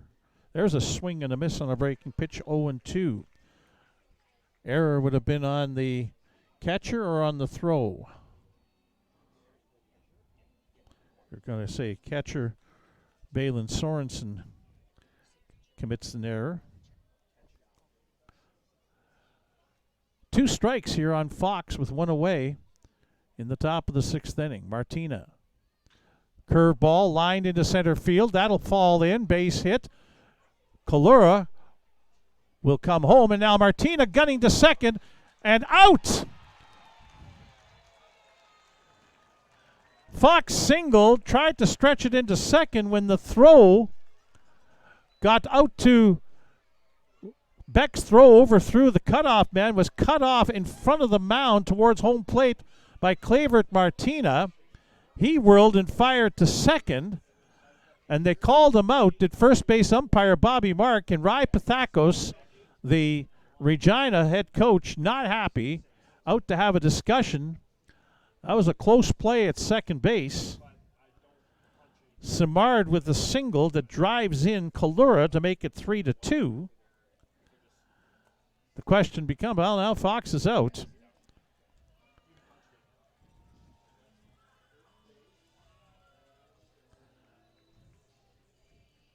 So Seward advances to third on the single. And now it's Justin Simard up after Fox with the single. Simard 1 for 2.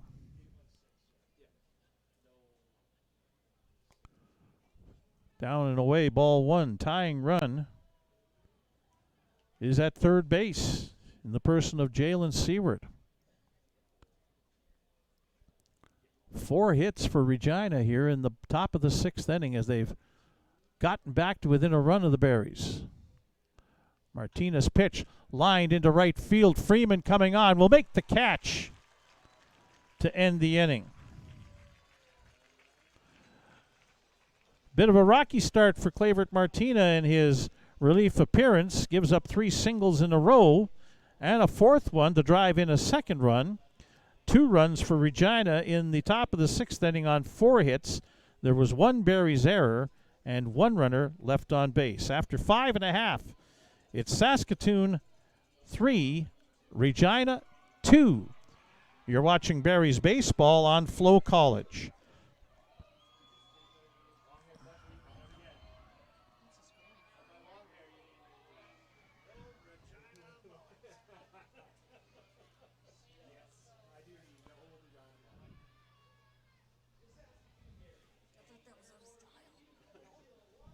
Hmm?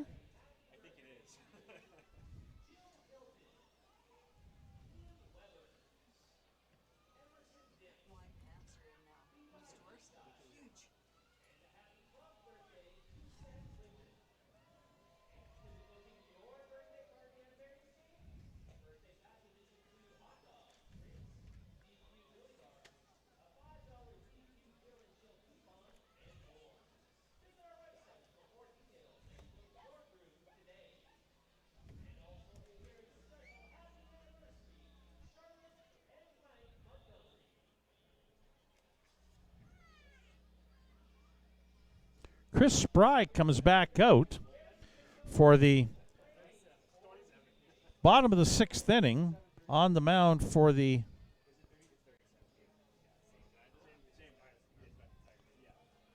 Regina Red Sox. Unofficially, he's thrown 107 pitches in the ball game.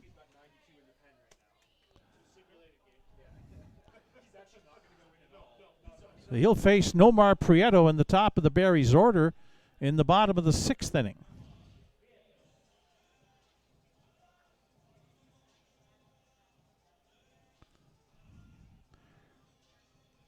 Prieto struck out in the 2nd, grounded out to 2nd in the 4th inning. And the first pitch thought it hit him in the foot. Home plate umpire Lloyd Tulp says, nope, it bounced. Not off of you, but on its own, ball 1.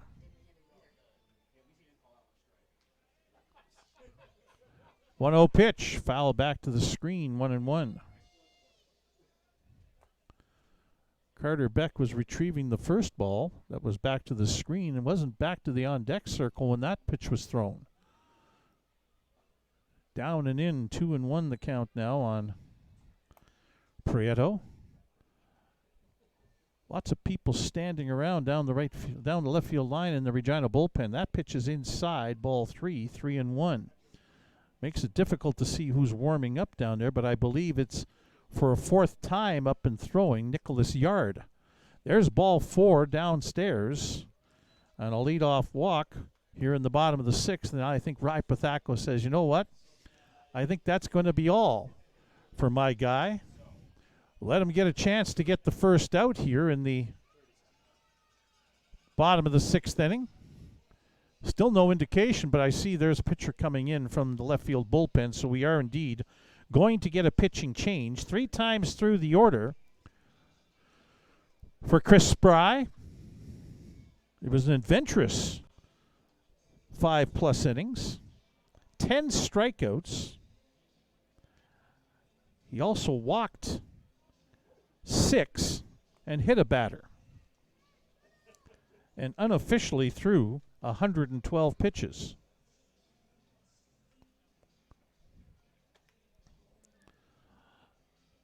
So Nicholas Yard comes into the ball game.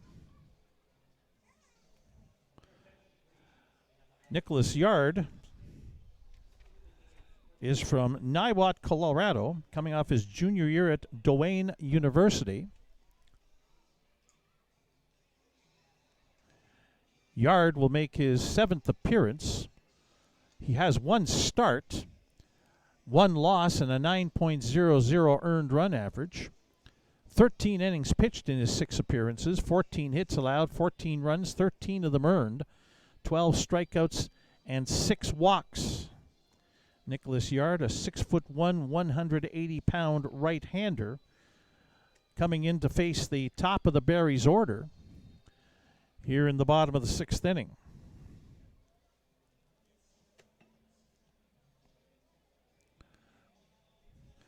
We can give you the line on Michael Saul. 5 innings pitched, 3 hits, no runs, and 3 strikeouts, no walks. Unofficially 71 pitches thrown.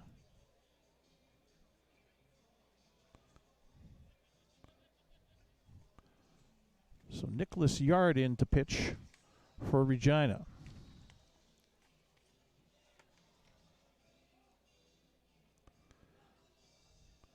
3-2 Barry's lead in the bottom of the 6th inning.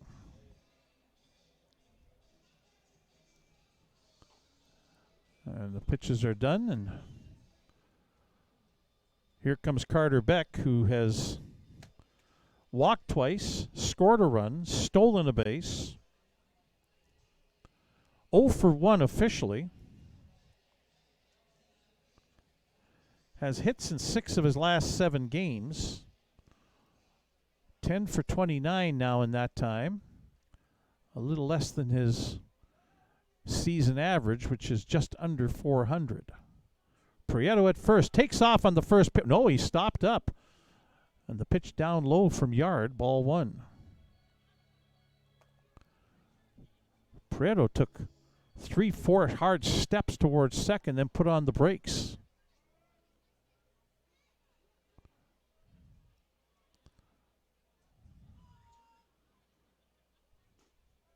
Outside to Beck, 2-0. Nathan Houston, the shortstop, on deck.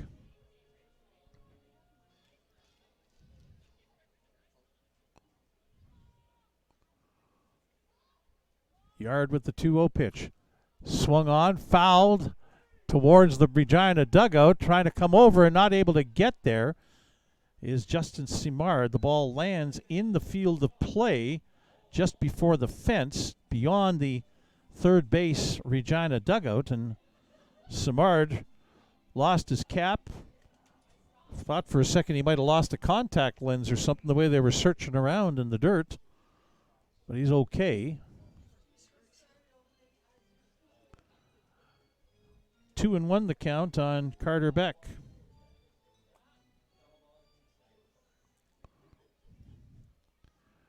Prieto at first, nobody out for the Berries in the bottom of the 6th inning. And Yard with a toss over to check on Nomar Prieto.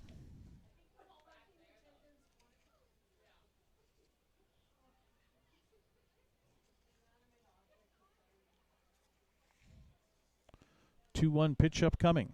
Prieto goes. Beck sends one into left field. Coming on, Raphael Jackson makes the catch. Now it's a race back to first, and luckily the throw is wide of the mark. Prieto able to get back to first base as the throw from the left fielder Raphael Jackson nowhere near the base to try and double off Prieto. So one away. It'll bring up Nathan Houston. Houston 1 for 3, singled and scored back in the 1st inning. Couple of strikeouts since then against Chris Spry.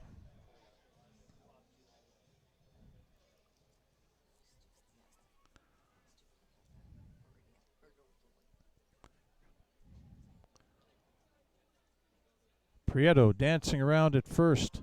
First pitch to Houston, fouled off towards the Regina third base dugout, strike one. Ethan Murdoch is on deck. Barry's DH.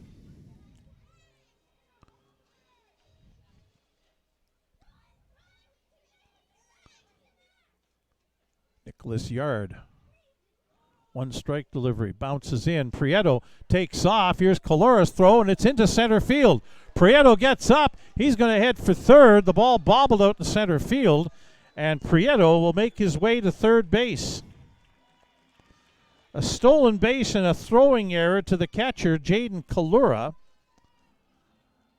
That throw tailed away from second base on the right field side of second and on into center field. And now a runner on third with one away for Nathan Houston and a 1-1 count. Infielders are in. Houston lifts this one in the air. Shallow to medium depth center field. Catch is made. The throw into the infield and the relay throw from the cutoff man not in time. Prieto scores to make it 4-2 as Nathan Houston with a sacrifice fly to the center fielder Jordan Tucker to make it 4-2 for the Berries, now 2 away. Houston with his 17th run batted in of the season.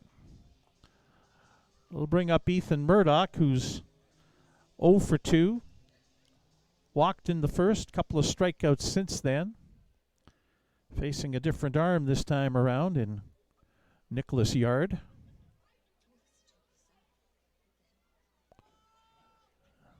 And it's ball one to Murdoch.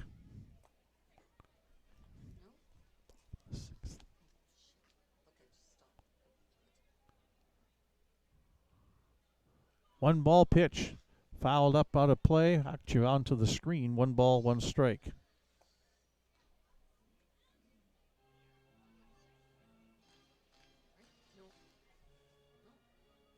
Oh.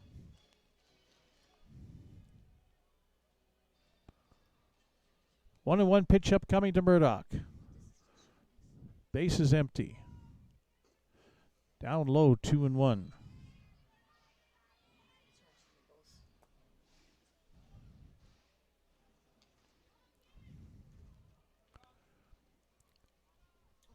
Nicholas Yard ready to go. 2-1 pitch. In for strike two, 2-2. Balin Sorensen, the catcher, on deck.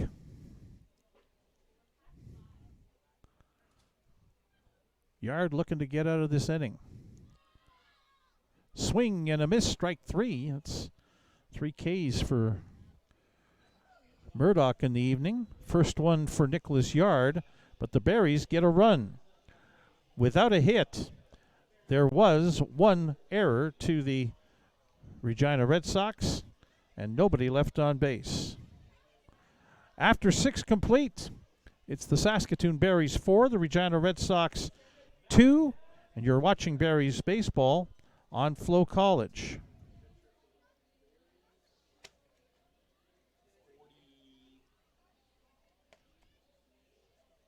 44. Clay Mixon.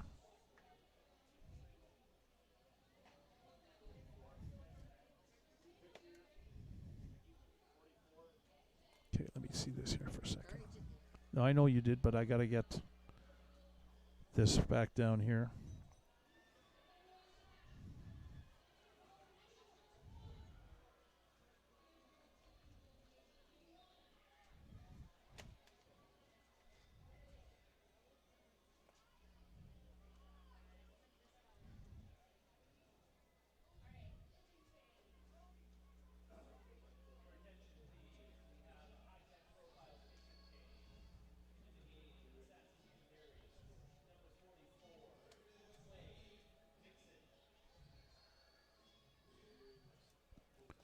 Your unofficial line score through 6 innings of this ball game for the Saskatoon Berries: 4 runs on 3 hits.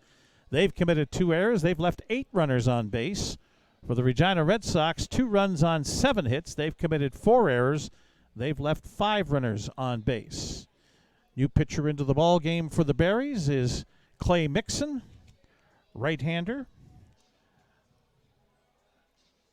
Clay Mixon from Baytown, Texas, coming off his freshman year at Dallas College, Brookhaven. 6'2", 220-pound right-hander. Mixon making his 6th appearance of the season, all in relief. 2 wins, 1 save. He's pitched 9 innings, allowed 4 hits, no runs, 14 strikeouts, and 3 walks. Mixon has been very effective for the Berries out of the bullpen this season for Joe Carnahan and company. Tough inning for Clavert Martina. Gave up 4 hits, 2 runs, both earned. No strikeouts, no walks. Mixon's first pitch up high to Matt Melanson, the right fielder who's 0 for 2 tonight.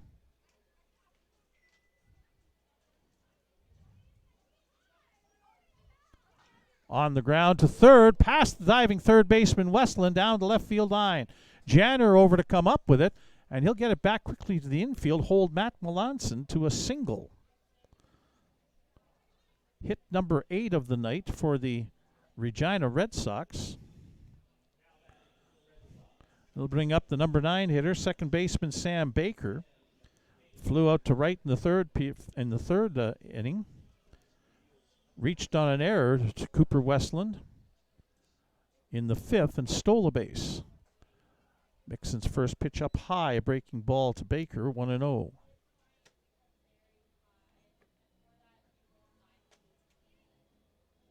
Top of the 7th inning here in Saskatoon. Big city Saskatchewan rivalry. There's a breaking pitch that catches the inside corner, 1-1.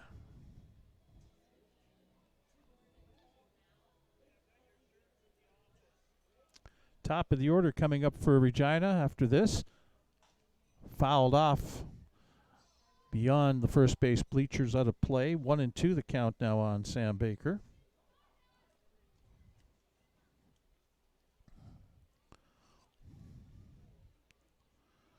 Home plate umpire Lloyd Tulp says, okay, you got a new baseball, play ball.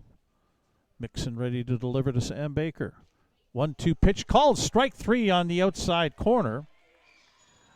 That's 1 away here in the top of the 7th inning. It'll bring up Jordan Tucker, the center fielder, who will chat things over with Sam Baker as to what Clay Mixon throws. Tucker 0 for 3, couple of ground outs and a lazy line drive.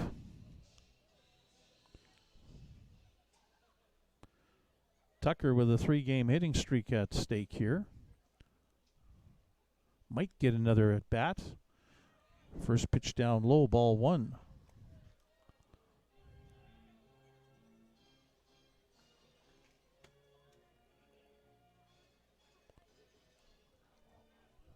Runner at first, Melanson. Not going. This one is flared over top of the head of the first baseman, Rell, and fair down the right field line, heading over to third base. And getting in there safely is Matt Melanson on the little looping single over top of first base by Jordan Tucker. So now first and third with 2 away.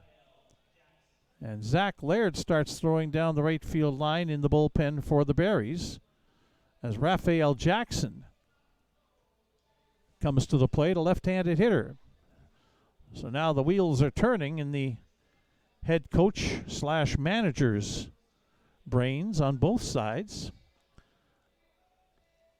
Rai Patakos is talking with his third base coach just outside the Regina dugout area. The discussion there would have to be, if he makes the pitching change to the left-hander, who do we have on the bench that's a right-handed hitter that we put in? Carnahan talking with pitcher, catcher, and all the infielders as home plate umpire Lloyd Tulp will come out and break this up. But first and third with 1 away. And I wouldn't be surprised to see the Red Sox start the runner Tucker from first.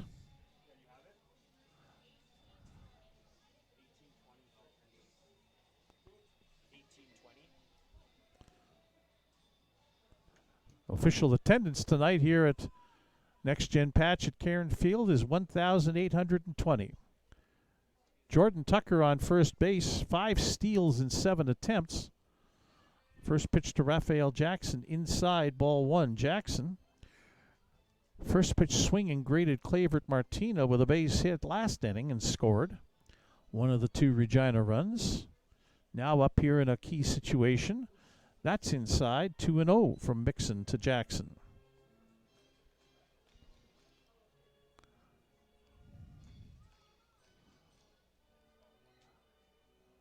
Another tough situation here for the Berries. Off-speed curveball in for a strike, 2-1. Middle infielders are playing back at double play depth. Third baseman Westland is just behind the bag. And Rell, the first baseman, holding the runner. Inside to Raphael Jackson, 3-1 the count. Jaden Kalura, the catcher, on deck. Jackson, with his single last at-bat, extended his hitting streak to 4 games. This one's a little looper into shallow left field. That'll get down. A base hit. In the score is Matt Melanson. Jordan Tucker moves up to second base. And it's 4-3. Still 1 away here in the top of the 7th inning. Jaden Kalura, the catcher, coming up. He also extended his hitting streak to 4 games in the 6th inning with a single and came around to score. 1 for 3 on the night for him.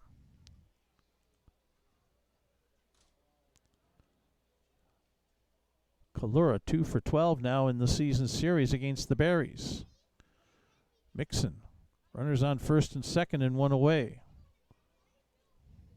First pitch in for a strike.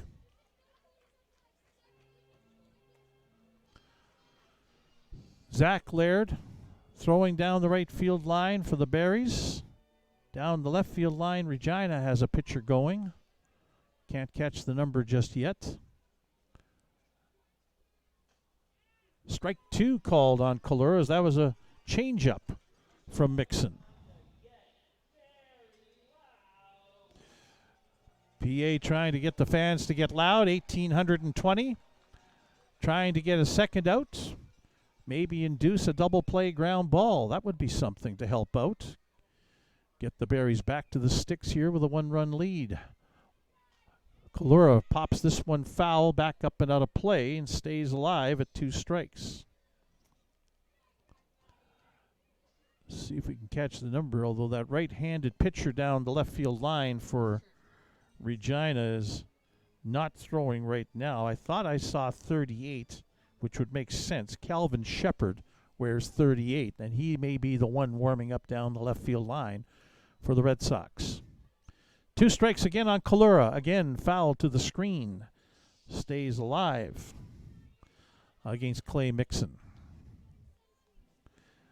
Jalen Seward, the first baseman, on deck. Singled his last time up, drove in a run. 1 for 3. Has hits in 10 of 11 games that he's played in with the Red Sox. Again, a 2-strike pitch on Kalura. Line drive into right field. Freeman coming on, catches it off his shoe tops. That one was diving down towards the ground, and Freeman was able to come forward and make the catch for the second out. And Jordan Tucker advances from second to third after the catch, so Jalen Seward coming to the plate with a tying run 90 feet away.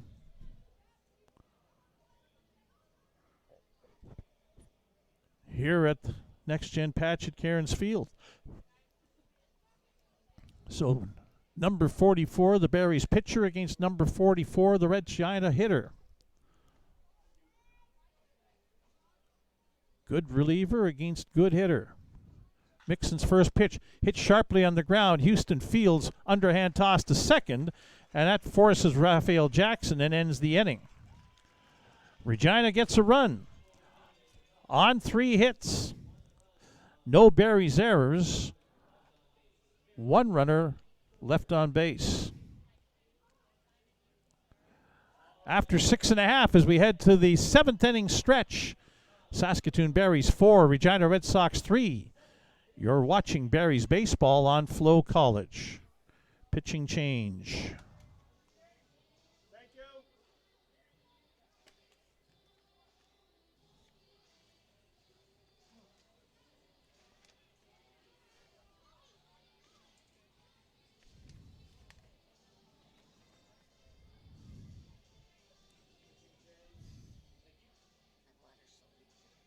you. Yeah.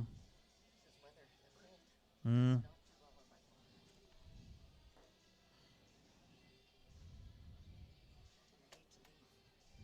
Mm-hmm.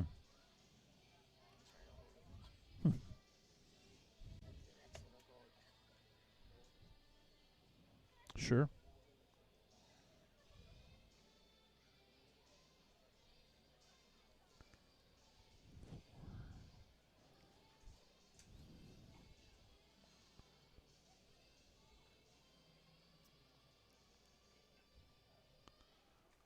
So bottom of the 7th inning here at Next Gen Patch at Cairns Field. The Saskatoon Berries leading the Regina Red Sox 4-3 as Regina head coach Ry Pathakos makes another pitching change. He'll bring in a third hurler for the night, Calvin Shepard coming in. Shepard from Indianapolis, coming off his junior year at Louisiana State Shreveport.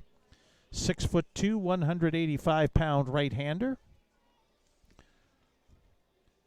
Calvin Shepard will make his 4th appearance of the season. 1 win in relief. A 1.80 earned run average. He's pitched 10 innings, allowed 4 hits, 2 runs, both earned, struck out 10 and walked 2. He'll face the middle third of the Berries order in the bottom of the 7th inning. Balin Sorensen, the catcher, first baseman Mason Rell, and left fielder Evan Janner.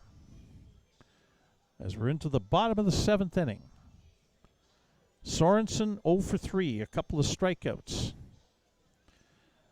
Berries batters have struck out 11 times in the game tonight, 10 of them by the starter, Chris Spry. Nicholas Yard with a clean inning, although he did allow the leadoff walk issued by Chris Spry to score. Ball 1 there to Sorensen. They call it a strike. Okay. Boy, that was a delayed strike.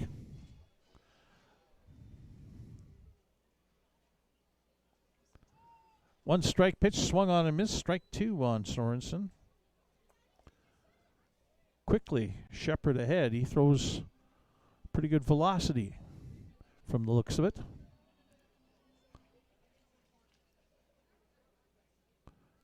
Ready to deal again. Breaking pitch is swung on and missed. Strike 3. 1 away for the Berries in the bottom of the 7th inning. Mason Rell, the first baseman, coming up. He's 1 for 3 tonight. Singled in the 3rd inning. Berries have only 3 hits in the game. have scored 4 runs, thanks in large part to 4 Regina errors. Breaking pitch inside to Mason Rell, ball 1.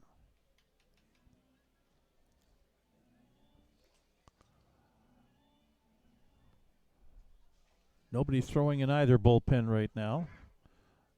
Down low, ball 2 with a fastball from pitcher Shepard. Calvin Shepard on here in the bottom of the 7th inning for Regina. 2-0 pitch, fouled up over top of the first base bleachers. 2-1.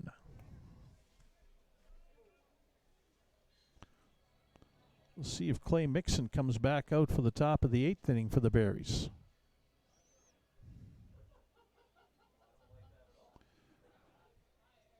Or it could be Zach Laird, who's milling about down the right field line. Down low from Shepard, 3 balls, 1 strike to Mason Rell. Evan Janner, the left fielder, on deck. Janner has had a good night. Been on base all 3 times. Down low, ball 4. Rell draws a walk. It'll bring up Janner. 0 for 1 officially.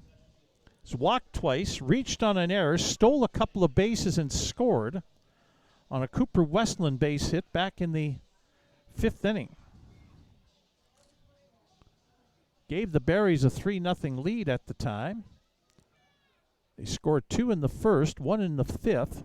Regina scored 2 in the top of the 6th. Berries countered with a single in the bottom of the 6th. Regina came back with a single in the top of the 7th. It's 4-3 as Janner takes a strike.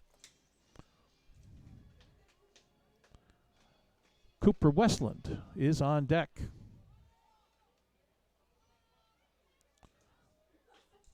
Fouled off by Janner. Fouled that off his foot.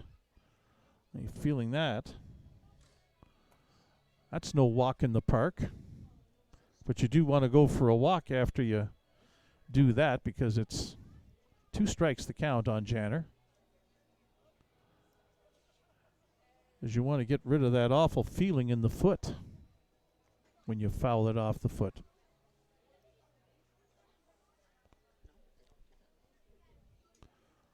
Two strikes. Line drive up the middle, a base hit. Rell will stop at second base. Evan Janner's 1 for 2 tonight. 4th hit of the night for the Berries. Brings up Cooper Westland. Single and an RBI his last time up in the 5th inning. 1 for 2. He's also been hit by a pitch, and he's stolen a base. Janner can't really steal unless Mason Rell in front of him does so as well.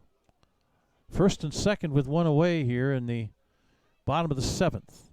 And a first pitch strike to Cooper Westland.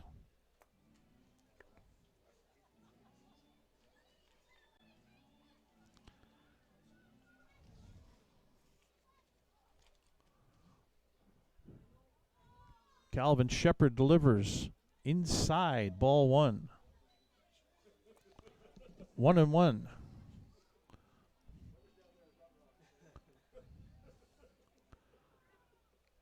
Shepard again ready to go. 1-1 pitch. Breaking pitch is up high according to the home plate umpire Lloyd Tulp. 2-1 the count. Past the 2-hour mark in tonight's game. Mostly cloudy skies here in Saskatoon, 18 degrees Celsius. Wind out of the east at 17 kilometers per hour. Blowing back in towards the field of play as this one's hit up the middle. Bobbled at second. They'll get the out at second base. Moving over to third base is Mason Rell. And Westland is on a fielder's choice. What could have been a double play ball had the second baseman, Sam Baker, fielded the ball cleanly, but he does not. So now Jalen Freeman up with 2 out and runners on first and third, and Freeman's had a tough night. He'd like to make something positive happen here right now. 0 for 3.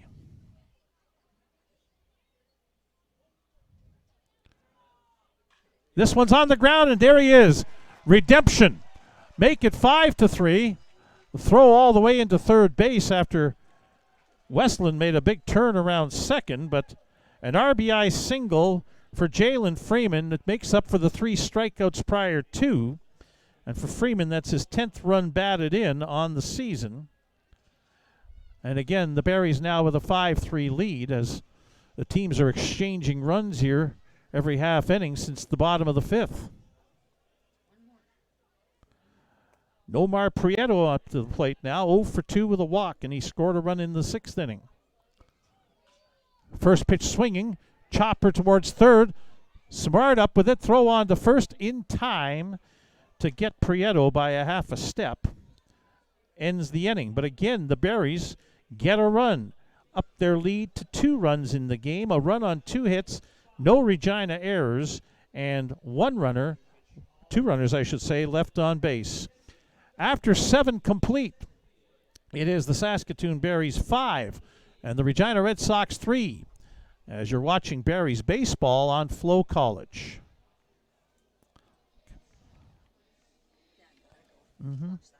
Yeah.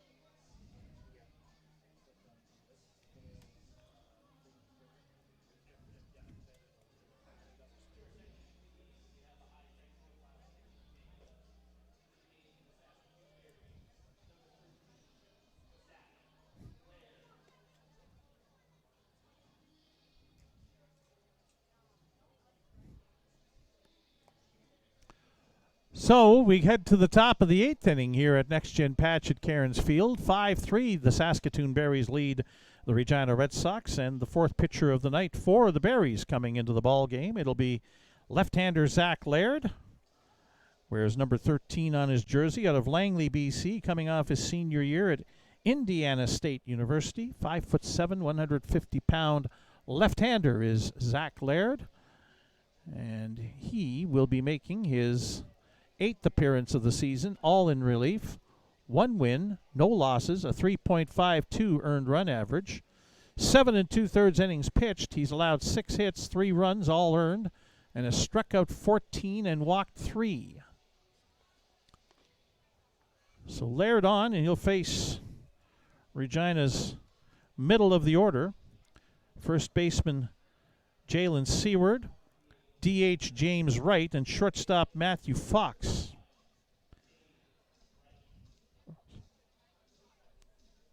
Sorry, it is James Wright who's up first.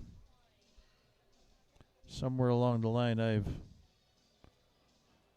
made a boo-boo on my score sheet.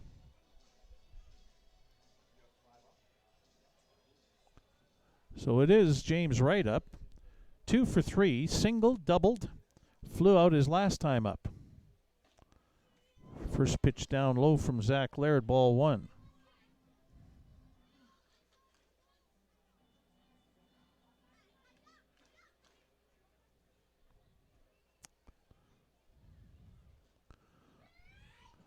Laird's 1-0. Foul back to the screen, 1-1. I see what I did. Forgot to mark down fielder's choice for Seward last time up.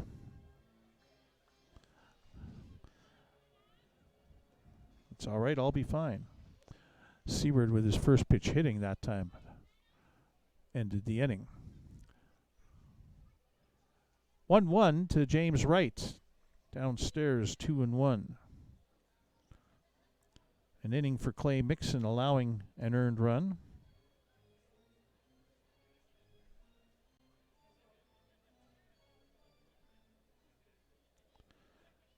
Dixon threw 19 pitches unofficially.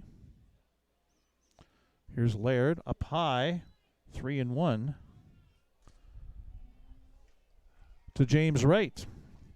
Matthew Fox, the shortstop, on deck. Justin Simard, the third baseman, also due up this inning in the top of the 8th for Regina, trailing by 2. We should be getting another Barry's pitcher starting to warm up here shortly. 3-1 pitch is upstairs again, ball 4. A leadoff walk to James Wright of the Regina Red Sox, and up comes Matthew Fox. Fox flew out a couple of times, singled in the 6th inning.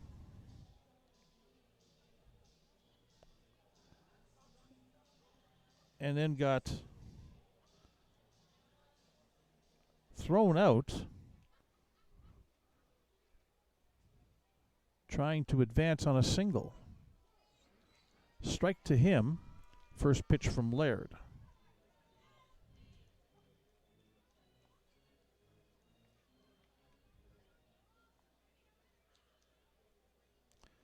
Fox has an RBI in this game as well.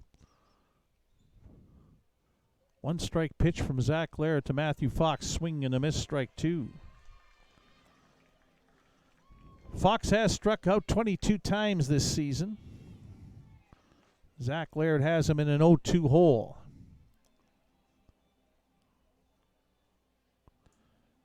Justin Simard is on deck for the Regina Red Sox. Now a throw over to first to check on the runner. Not a great move from Laird, just making sure the runner is aware that he knows he's out there. 1,820 on hand, urge to get loud. Helps Zach Laird get it out here. 2-strike pitch upcoming. Breaking ball up high, 1-2.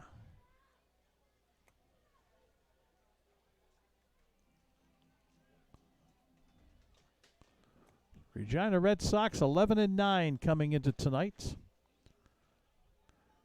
Good team. Finished first last year in the East Division. This one on the ground, off the glove of Laird. Nathan Houston barehanding, throws over to first, gets away from the first baseman Rell, heading over to third, and not able to get him out as Laird cuts off the throw. So off the glove of the pitcher, Laird deflected it away. Houston could not throw out Fox at first. James Wright advances to third on the throwing error by Nathan Houston. And so now runners on first and third. The tying run is on first, and Justin Simard up. Simard is 1 for 3, singled in the 2nd inning, and a couple of flyouts since. And now a discussion between the batter and the third base coach as to what they want to do. Crew chief Phil McGee says, let's move it along. No need to be calling time for that. You've got signals that you use from the third base coaching box, and a discussion between the third base coach and the umpire, which is now over and done with. Laird to Simard, hits it on the ground. Backhanded by Houston, off his arm and into left field. The run scores, and it's 5-4 as James Wright is home. Matthew Fox up to second base. Still nobody out here in the top of the 8th inning, as that's going to be a single and an RBI for Justin Simard to make it 5-4. And now out comes Joe Carnahan, the Barry's head coach, to speak with Zach Laird, who has yet to record an out here in the top of the 8th inning. Nobody yet throwing, although that's going to start happening right away. Tanner Hosick is warming up now. Made his first warm-up toss in short range with Ethan Menard down the right field line. Menard suffering from a lower body injury. Not quite ready to play yet. Actually, that's not Menard. That's Jackson Hodgson down the right field line, catching in the bullpen. Menard is not quite able to play just yet, although he was the DH last night in Regina. meeting is over. First and second with nobody out for Regina in the top of the 8th inning. Matt Melanson now singled and scored last inning. 1 for 3.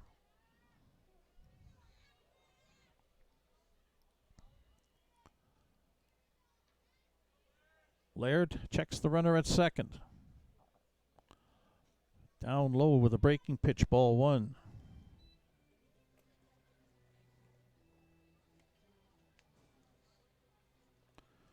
Melanson is the right fielder tonight for Regina.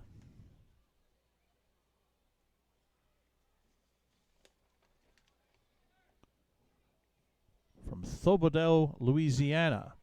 This one hit down in the air, down the first base line, foul and twisting out of play. 1-1 the count.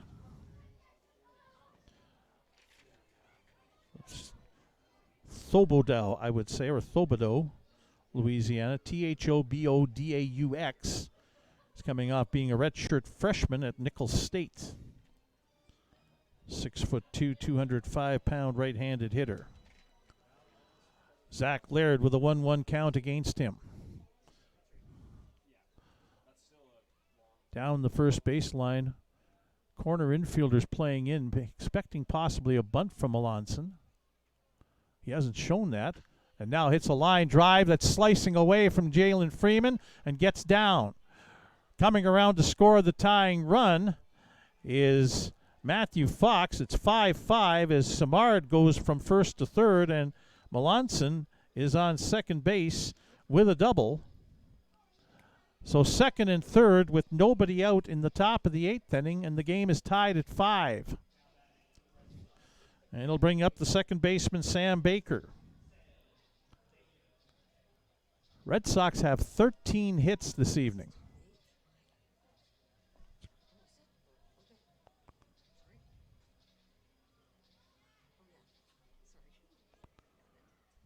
So now the infielders are in. See if they can cut off the go-ahead run. Baker shows bunt and a called strike. With the runner on third, Simard, a third of the way down the line, scrambling back to the bag.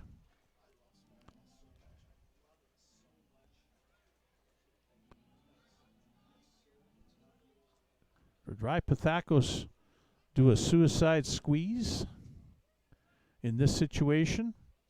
He's a baseball guy. I wouldn't be surprised. He shows bunt again and offers at it, and it's strike 2. Baker 0 for 3. Reached on an error in the 5th inning and stole a base. Now in a hole with the Zach Laird 0-2, and you'd have to think the bunt is off now with 2 strikes. Bunted foul on the second strike, and it's a strikeout. Lots of room up the middle for Baker. Up high, ball 1, 1-2. Umpires behind home plate didn't like the ball call. Top of the order, Jordan Tucker on deck for the Red Sox. 2 runs in here in the top of the 8th. 5-5 the score. Starting pitchers are both off the hook for a decision in this game. Baker fouls it off and stays alive at 1-2. Barry's got a good 5 innings out of their starter tonight. Michael Saul didn't allow a run, just 3 hits. But the bullpen, which has been so reliable, has had their issues tonight. Laird with a 1-2 count on Sam Baker. 1-2 pitch is ruled to be outside. 2-2. That one was close. Laird rubs up the baseball. Can't believe he didn't get the call from Lloyd Tulp. Now he's got to get back and settle himself down, control the emotions, find a way to get an out here. strikeout is preferable. 2-2 pitch. Swung on and missed, strike three, a curveball. Baker runs on down to first. Home plate umpire Tulp says, you're out. Ball may have hit the ground. Actually, Tulp saying it didn't hit the ground. And now another argument. Rye Pathakos felt that the ball hit the ground and that Baker should be able to go and take off for first, which is unoccupied by a Regina base runner. And Tulp is insistent that he is calling him strike three and out. And now it's talk with Phil McGee, the crew chief, and Bobby Mark. And the three umpires will get together. Baker has gone down to first base until such time as the umpires rule differently. And they're saying, yeah, after consultation, you're out. Well, he'll go now. He has to go now. So one away, runners on second and third. And top of the order, Jordan Tucker. Sam Baker's still arguing. But Lloyd Tulp has made his call, and then in consultation with the other two umpires, and now they're going to intentionally walk Jordan Tucker to get to the left-handed hitting Raphael Jackson, put a force on at every base. So Tucker being intentionally walked to load the bases, and up comes Raphael Jackson, the left fielder.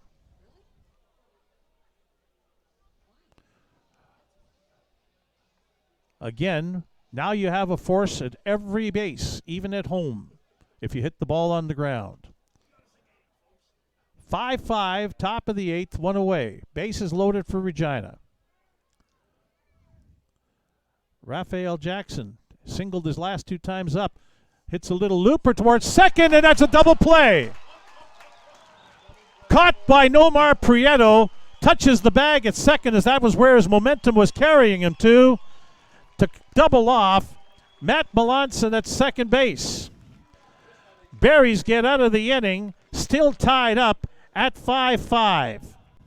For Regina in the top of the eighth inning, they score 2 runs on 3 hits. There was one Berries error and 2 runners left on base. After 7.5, it's Saskatoon 5, Regina 5, as you're watching Berries baseball on FloCollege.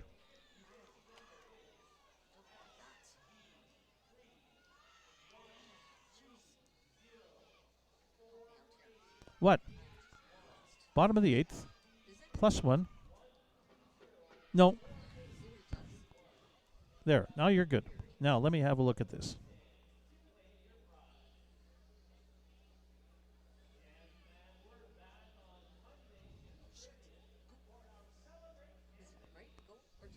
I don't think you hit it. Mm-hmm.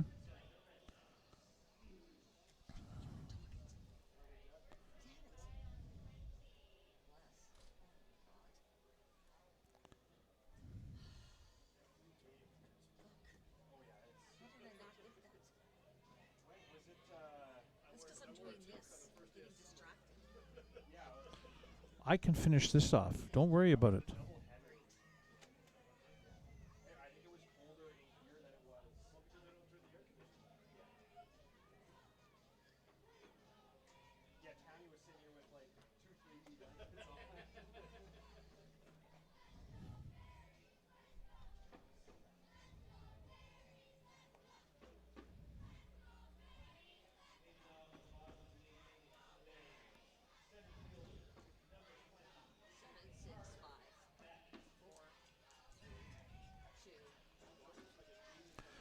Top of the order for the Saskatoon Berries in the bottom of the eighth inning in a 5-5 tie with the Regina Red Sox.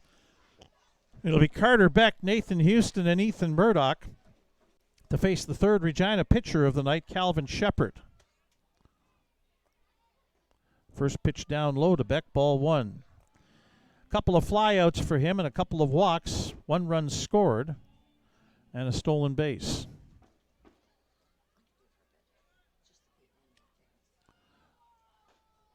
Pitch outside, ball 2.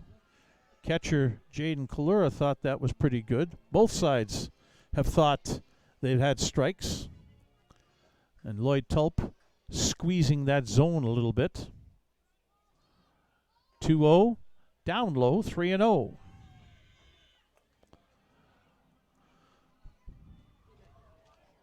Lights are on here, have been all game. They always are here at Next Gen Patch at Cairns Field, but needed now as it's pretty much darkness settling in.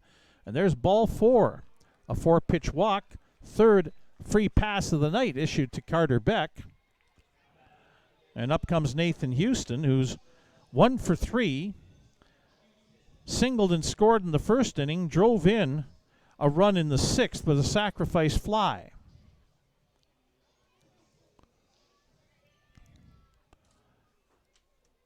Houston capable of putting down a bunt. He has a sacrifice hit, but he swings away. Line drive up the middle, a base hit. Beck waited for a second to make sure the ball wouldn't be caught.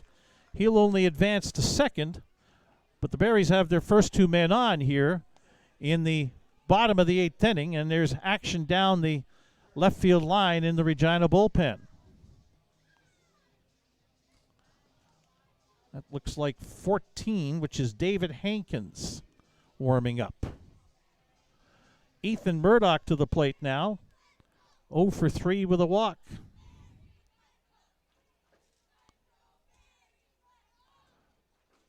Breaking pitch in for a strike.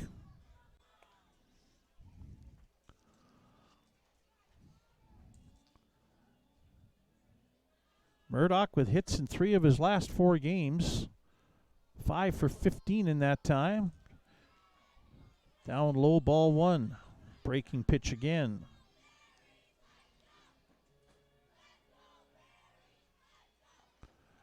Young fans are certainly going, let's go Berries.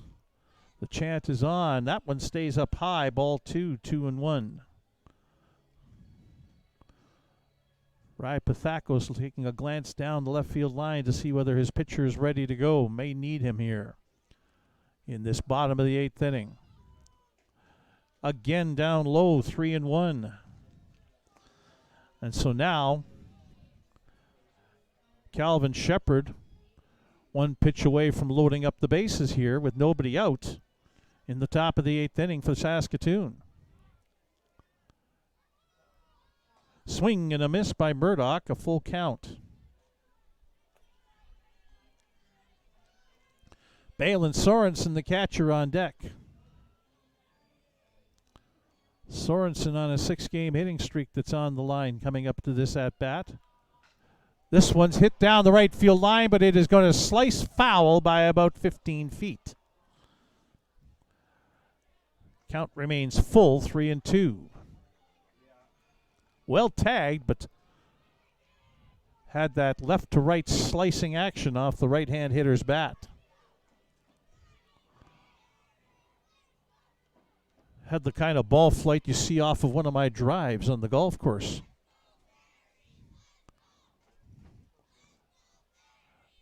3-2 the count. Now, pitcher steps off, looks towards second. No play on as far as a pickoff goes. People yell balk. You can fake all you want to second and third, just not to first. 3-2, swing and a miss. Murdoch strikes out. That's second strikeout of the appearance for Calvin Shepard. 1 away, first and second. And Balin Sorensen, who's 0 for 4 tonight. Barry's hitters have struck out 13 times tonight. Joe Carnahan will be talking about mature and disciplined at-bats after the game, I'm sure. Beck takes off for third, also heading out to second. They've got cut off in a rundown. Nathan Houston trying to stay out of it. The throw gets away from the shortstop Fox, and Beck will score. They had Houston caught up in a rundown between first and second. The throw to Matthew Fox is botched as he couldn't hang on to it. Houston is safe at second on the error, and Beck scores because of that. Stolen base for Beck, and the error to the shortstop Fox brings in the run as Houston on second with one away. 6-5, Berries with the lead. And now Sorensen with a 1-0 count on him. In for a strike.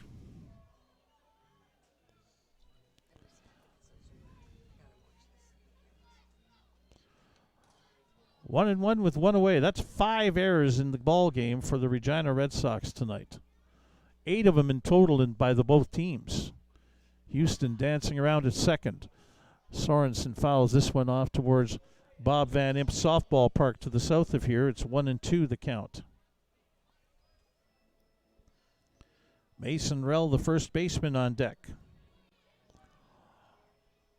Tanner Hosick warming up down the right field line for the Berries. Could come on in a save situation in the top of the ninth. A swing and a miss by Sorensen on an off-speed pitch.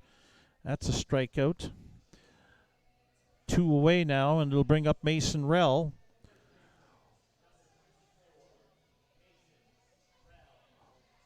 One for 3 officially. Walked and scored in the 7th inning.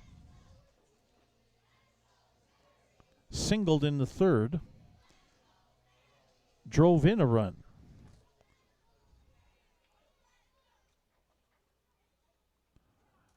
Ready to go is Calvin Shepard. First pitch to Rell, down low, ball 1.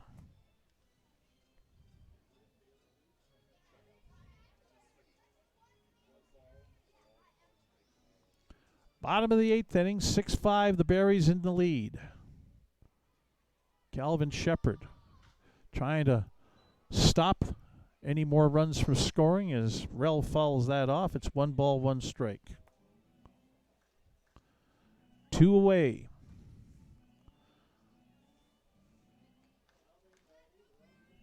Berries have built a fence on the scoreboard with fence posts in the 5th, 6th, 7th, and 8th innings here. Regina have scored in the 6th, 7th, and 8th. Rell on the ground towards third. Samard stabs it, throws on to first in time, and that's the end of the inning. But the Berries get a go-ahead run once again on 1 hit. There was 1 Regina error and 1 runner left on base. After 8, it is the Saskatoon Berries 6, the Regina Red Sox 5. You're watching Berries baseball on FloCollege.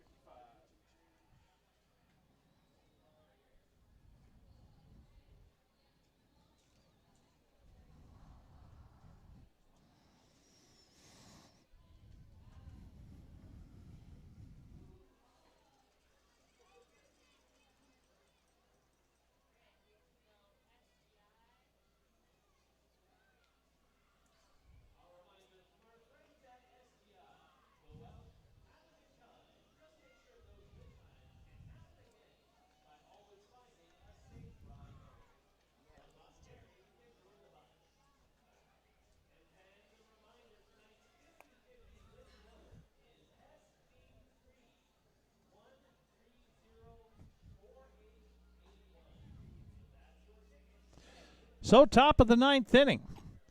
The Saskatoon Berries with a 1-run lead, 6-5. Bit of a roller coaster ride, and we're going to get another pitching change as Tanner Hosick is going to come into the game for the Berries. A game that has featured 13 Regina hits, only 6 for Saskatoon, 8 errors in total, 5 of them by the Regina Red Sox. It is not a cleanly played ball game by any stretch of the imagination.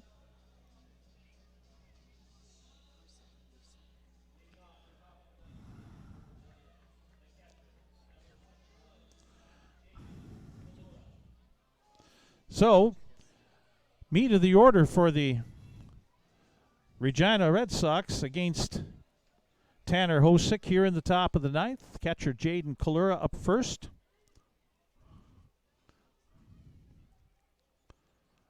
And the first pitch from Hosick is on the outside corner for a strike. Kalura, 1 for 4, singled and scored in the 6th inning. Hosick on in relief for the 7th time this year. His 1-strike pitch is fouled off, quickly up 0-2 on the Regina catcher. Tanner Hosick has a win and a loss, a 1.17 earned run average, 7 2/3 innings pitched, allowed 4 hits, 2 runs, 1 earned, struck out 10 and walked 2.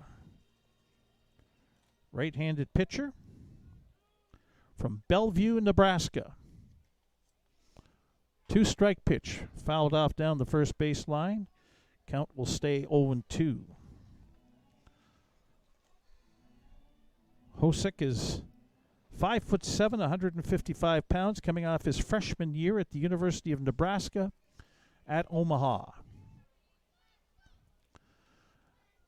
He's been charged with trying to get 3 outs without giving up a run and saving the ball game for the Berries. Check swing, strike 3 called. Kalura glaring at the fans, not liking what he's hearing from behind home plate. 1 away. Jalen Seward, the first baseman, up. 1 for 4, singled in the 6th inning, drove in a run.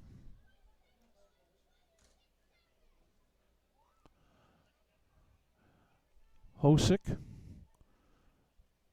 5'7", 10 inches shorter than Seward is at 6'5". First pitch down low, ball 1. Hosick throws hard though, so this is a good power versus power type of matchup. Seward can hit the ball.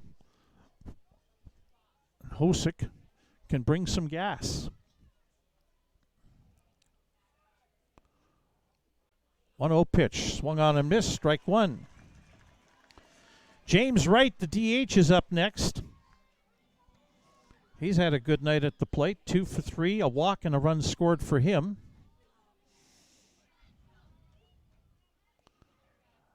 Hosick, big deep breath, and down low, 2-1.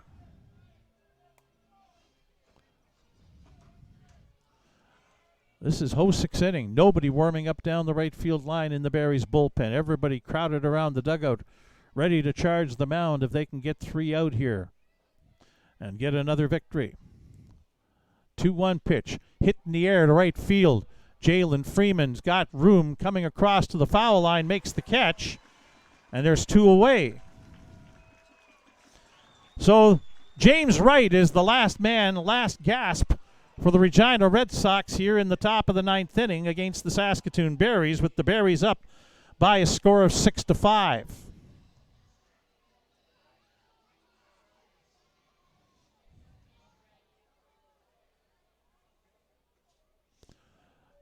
Wright, as I mentioned, 2 for 3, singled in the 2nd, doubled in the 4th, walked and scored in the 8th inning.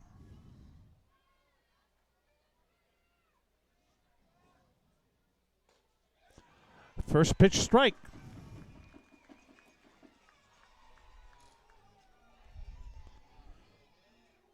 Berries looking for their 19th win already of the season.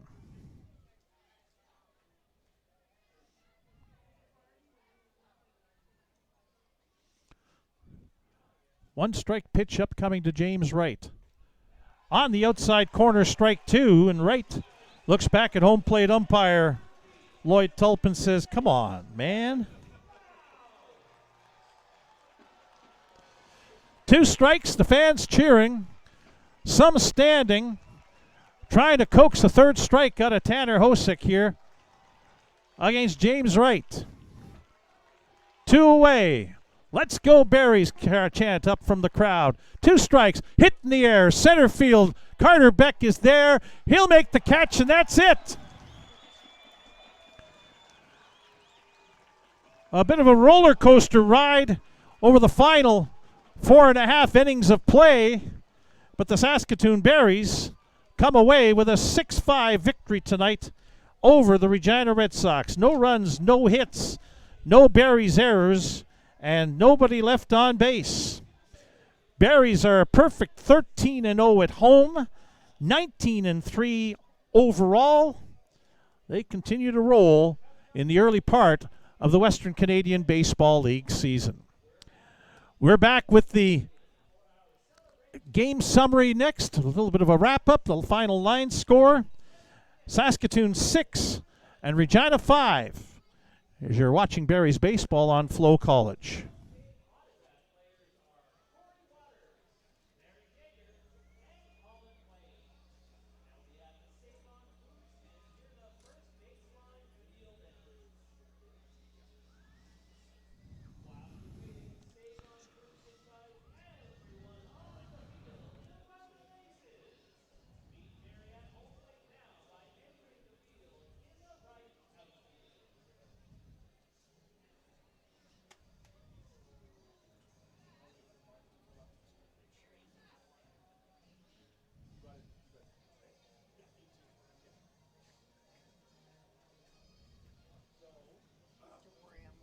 I know.